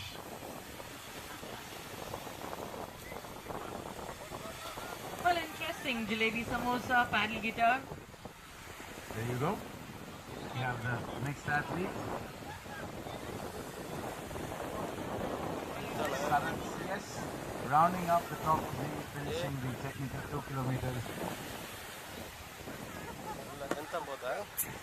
Well done there, Sharat. Congratulations, Gokul, Kannan and Shah, the top three finishers of this year's Men's Open. All these three gentlemen are now national athletes in the 2025 series of SUP events. Okay. Not too far behind.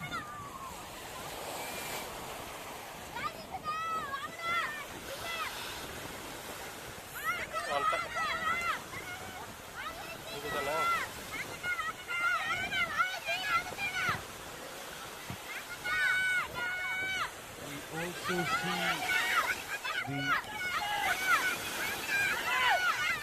Interesting finish there. This is for fourth and fifth. You can see, oh, we have a crossover. We have literally a sprint to the finish. Wow, that's an exciting finish there. Taking fourth was Muthu Rajeshwaran. And in fifth, that's Namurti. What an exciting finish that fourth and fifth. And we have Priyadarshini, Dr. Priyadarshini making her way, making sure that she finishes the course. We'll have to check the timing to see if she's outside the finish area to actually qualify. But then it's the spirit of wanting to finish the race, making sure she crosses that finish line. That's what matters. 12 kilometers, ladies and gentlemen. Sorry, 6 kilometers for the women. Still not an easy task at all. We saw the women technically do a 4-kilometer yesterday. Conditions were a little more favorable. Can I request the athletes in the mixed defense open, if you are around? We know the race was scheduled to be a little later, but we are ahead of schedule. We do have time, so request the athletes.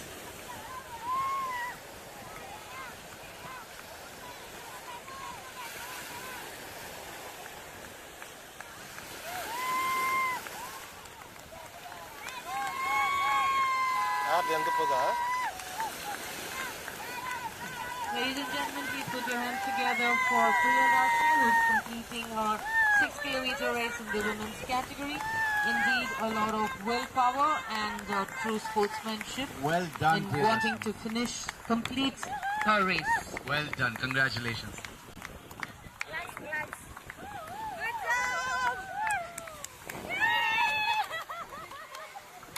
So we have, up next we will have the sprint mixed defense open 200 meters finals. Requesting Devansh Goyal, Ashish Dadwal, Abkash Rawat, Rajeshwaran, Gopinath Panchavaram and Sunil Kulhari. If you are all here, we are happy to have your race earlier than scheduled.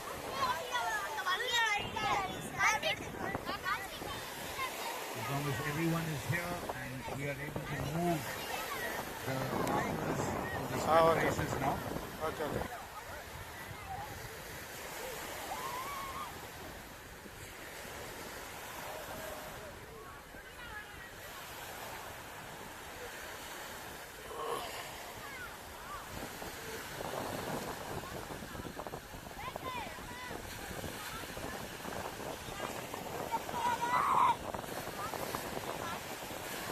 athletes who have completed your races, can you please put the board back into the racks? Request you to please return the board to its place on the racks. Competition முடிச்ச competitors அனைவரும் தயவுசெய்து தங்களுடைய போர்டை மீண்டும் rackல வைக்கவும்.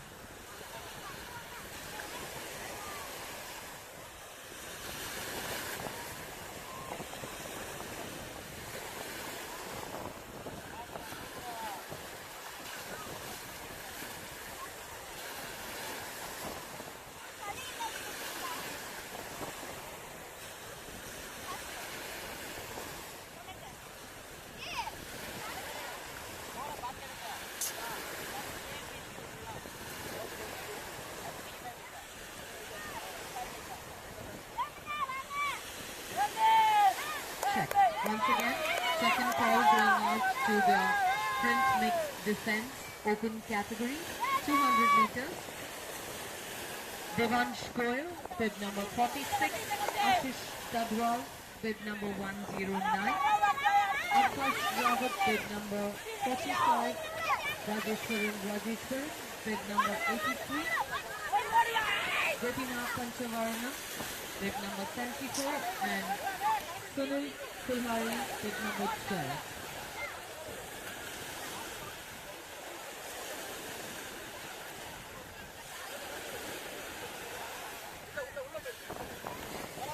Now I think we just have information that the Coast Guard athletes will be only able to come as scheduled at 1:15, so we'll run your race as per the printed schedule at 1:15. Thank you.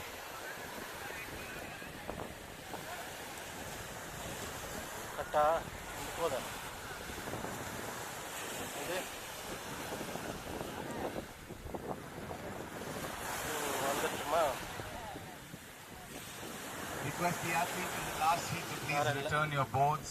I know it was a long race, but please return your boards back to the beach marshal. And I request the winner and second place. We're just checking the time. Please give me a second.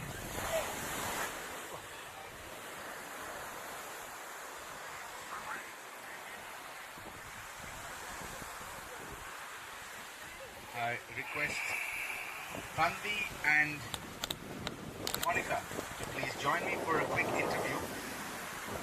Unfortunately, Priyadashini started minutes more, or rather 30 minutes past, more than 30 minutes past the finish of the first athlete. Therefore, her timing and placing will not count. But kudos to her to actually finish the race. That's great sportsmanship. But I request first and second place, Tanvi and Monica, to please join me for an interview.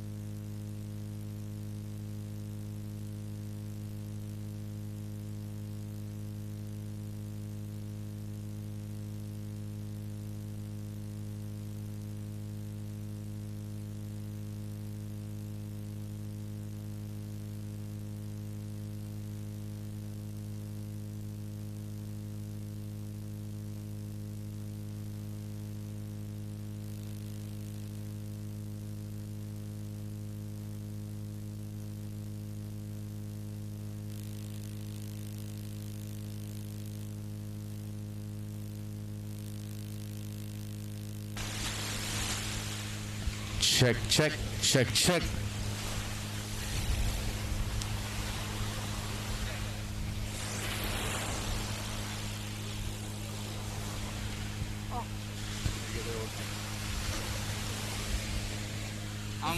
கீழே இருக்கு இங்க இது ஓகேயா okay Is this on? Yeah.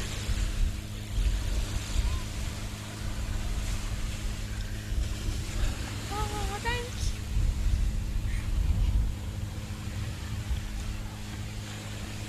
Ladies and gentlemen, I have with me again Tanvi Jagdish, the winner of the Women's National Distance 6 kilometer race. Congratulations, Tanvi. Thank you. If it was anybody else, I would say, why are we seeing you again? But it's you. It's always a pleasure to talk to you. So happy to have more conversations with you. We had a chat yesterday after you won the technical.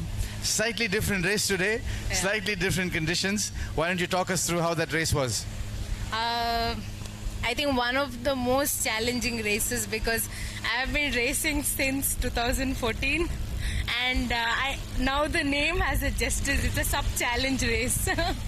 So I think the beach start was good and the downwind was good, but then upwinding, the wind is so crazy. But you know, the venue is so beautiful, so you're lost, you're distracted that way. And then I think everybody in the water, all the boats and the people who are there to guide us really guided me, because there was a point where I was not able to see the buoy and the team really guided me a lot. That's lovely to hear. We do have a fantastic support team. We had a chat with a couple of them just maybe 10 minutes ago, and they do a fantastic job of making sure that the water is safe and the athletes are guided. Did you happen to use any of the replenishments that were available on board, or were you carrying your own hydration? No, I did not carry any water or nor I took any help, because even back home I am used to train under hot sun and I do not drink water because I didn't want it to waste my time and as much as possible. Wow, so you did that entire 6 kilometer without any hydration? Yeah. Impressive, but risky. Yeah. Please make sure that you take care of yourself and you hydrate Like the well post for long and the distance. pre-paddle drink, I did well. So the conditions today, we had to shorten your course, as you know, because 12 kilometers after the wind change as well was proving to be quite tricky. It looked like it was an onshore wind pretty much most of the race. Did you have to change your strategy in terms of directional paddle, or did you change anything up for this race? Yes, a lot of strategy. I did come up once I was in the water, because in the land you think it's very calm, but when you're in the water you need to guide your angle your board in such a way that you're not wasting more time or not going zigzag. So I tried to go straight as much as possible and not fall into the water, but I did fall into the water so many times. All of the athletes fell. Yeah. We noticed that almost everybody fell in the water in the men's division and the women's division and even the technical races. So I think the conditions is such that it was quite tricky. If you managed to finish a full race on your board, that's very impressive given these conditions. Yeah. So what equipment are you riding? What board are you riding? So I am riding a board which I borrowed from Akash Shetty. So it's like an NSP 14-feeter. So it's very good. This is a Ninja? Yeah, it's a Ninja. So I heard that. I think they're asking us to move slightly this side. Yeah, I heard that the Ninja is great on. I just spoke to Shekhar, who uses NSP as well. So he said that the Ninja is great on flat water, but because of its volume and because of its height, it's a little tricky to navigate when you have a lot of wind. Yes. Did you find that as well? Yeah, the nose was catching up a lot of wind. And I was briefed about this well in advance by Akash, so I was prepared for it. Yeah, we learned from our interview with Shekhar that there's so much to consider. Yeah. You consider the wind, you consider the equipment, you consider the equipment that your other athletes are on. But you didn't have much to think about in terms of the other athletes. Right from get-go, we saw that you had a comfortable lead, pretty much had a solo race throughout. Yeah. Does that play on you at all? That do you tend to ease off a bit, or are you still going at your planned full throttle? I was doing good, but I was also concerned about the girls, because when I was looking back, I couldn't see. And I was praying for them that they would also finish the race. How sweet of you.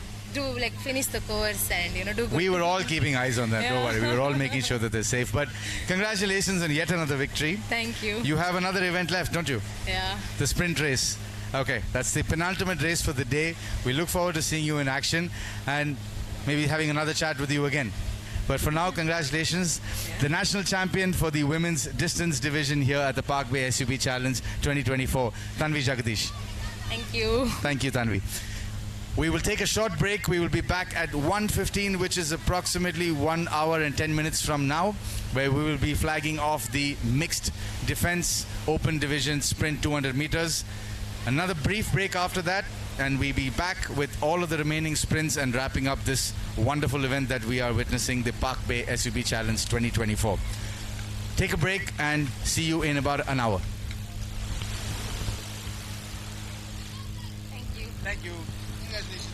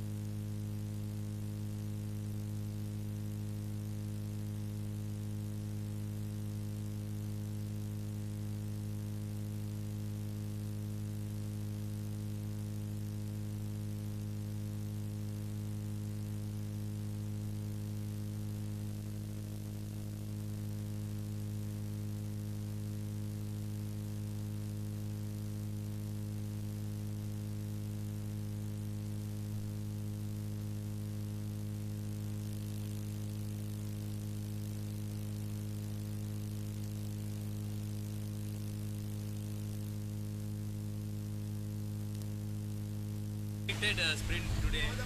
Check. For all the viewers watching us live, we are taking a break, which means it's the end of the first session. There is session 2 of day 2, finals day, coming up, which will be on a separate link. So please come back, follow us. There's a lot of action to look forward to. We have all of the sprint finals, the highlight events as well towards the end of the day, and we'll be following up with the prize distribution. This is end of part 1 of day 2. We'll see you in part 2, where all the action heats up. We'll be back soon. Stay tuned and don't forget to log in again to watch the action. For the kind attention of all athletes, those of you who have not collected your wristband for your lunch are requested to please do so with Rohan. Rohan is distributing the wristbands. Please collect your wristbands. Wristband collect பண்ணாத athletes தயவு செய்து ரோஹன் கிட்ட இருந்து உங்க wristband collect செய்யவும்.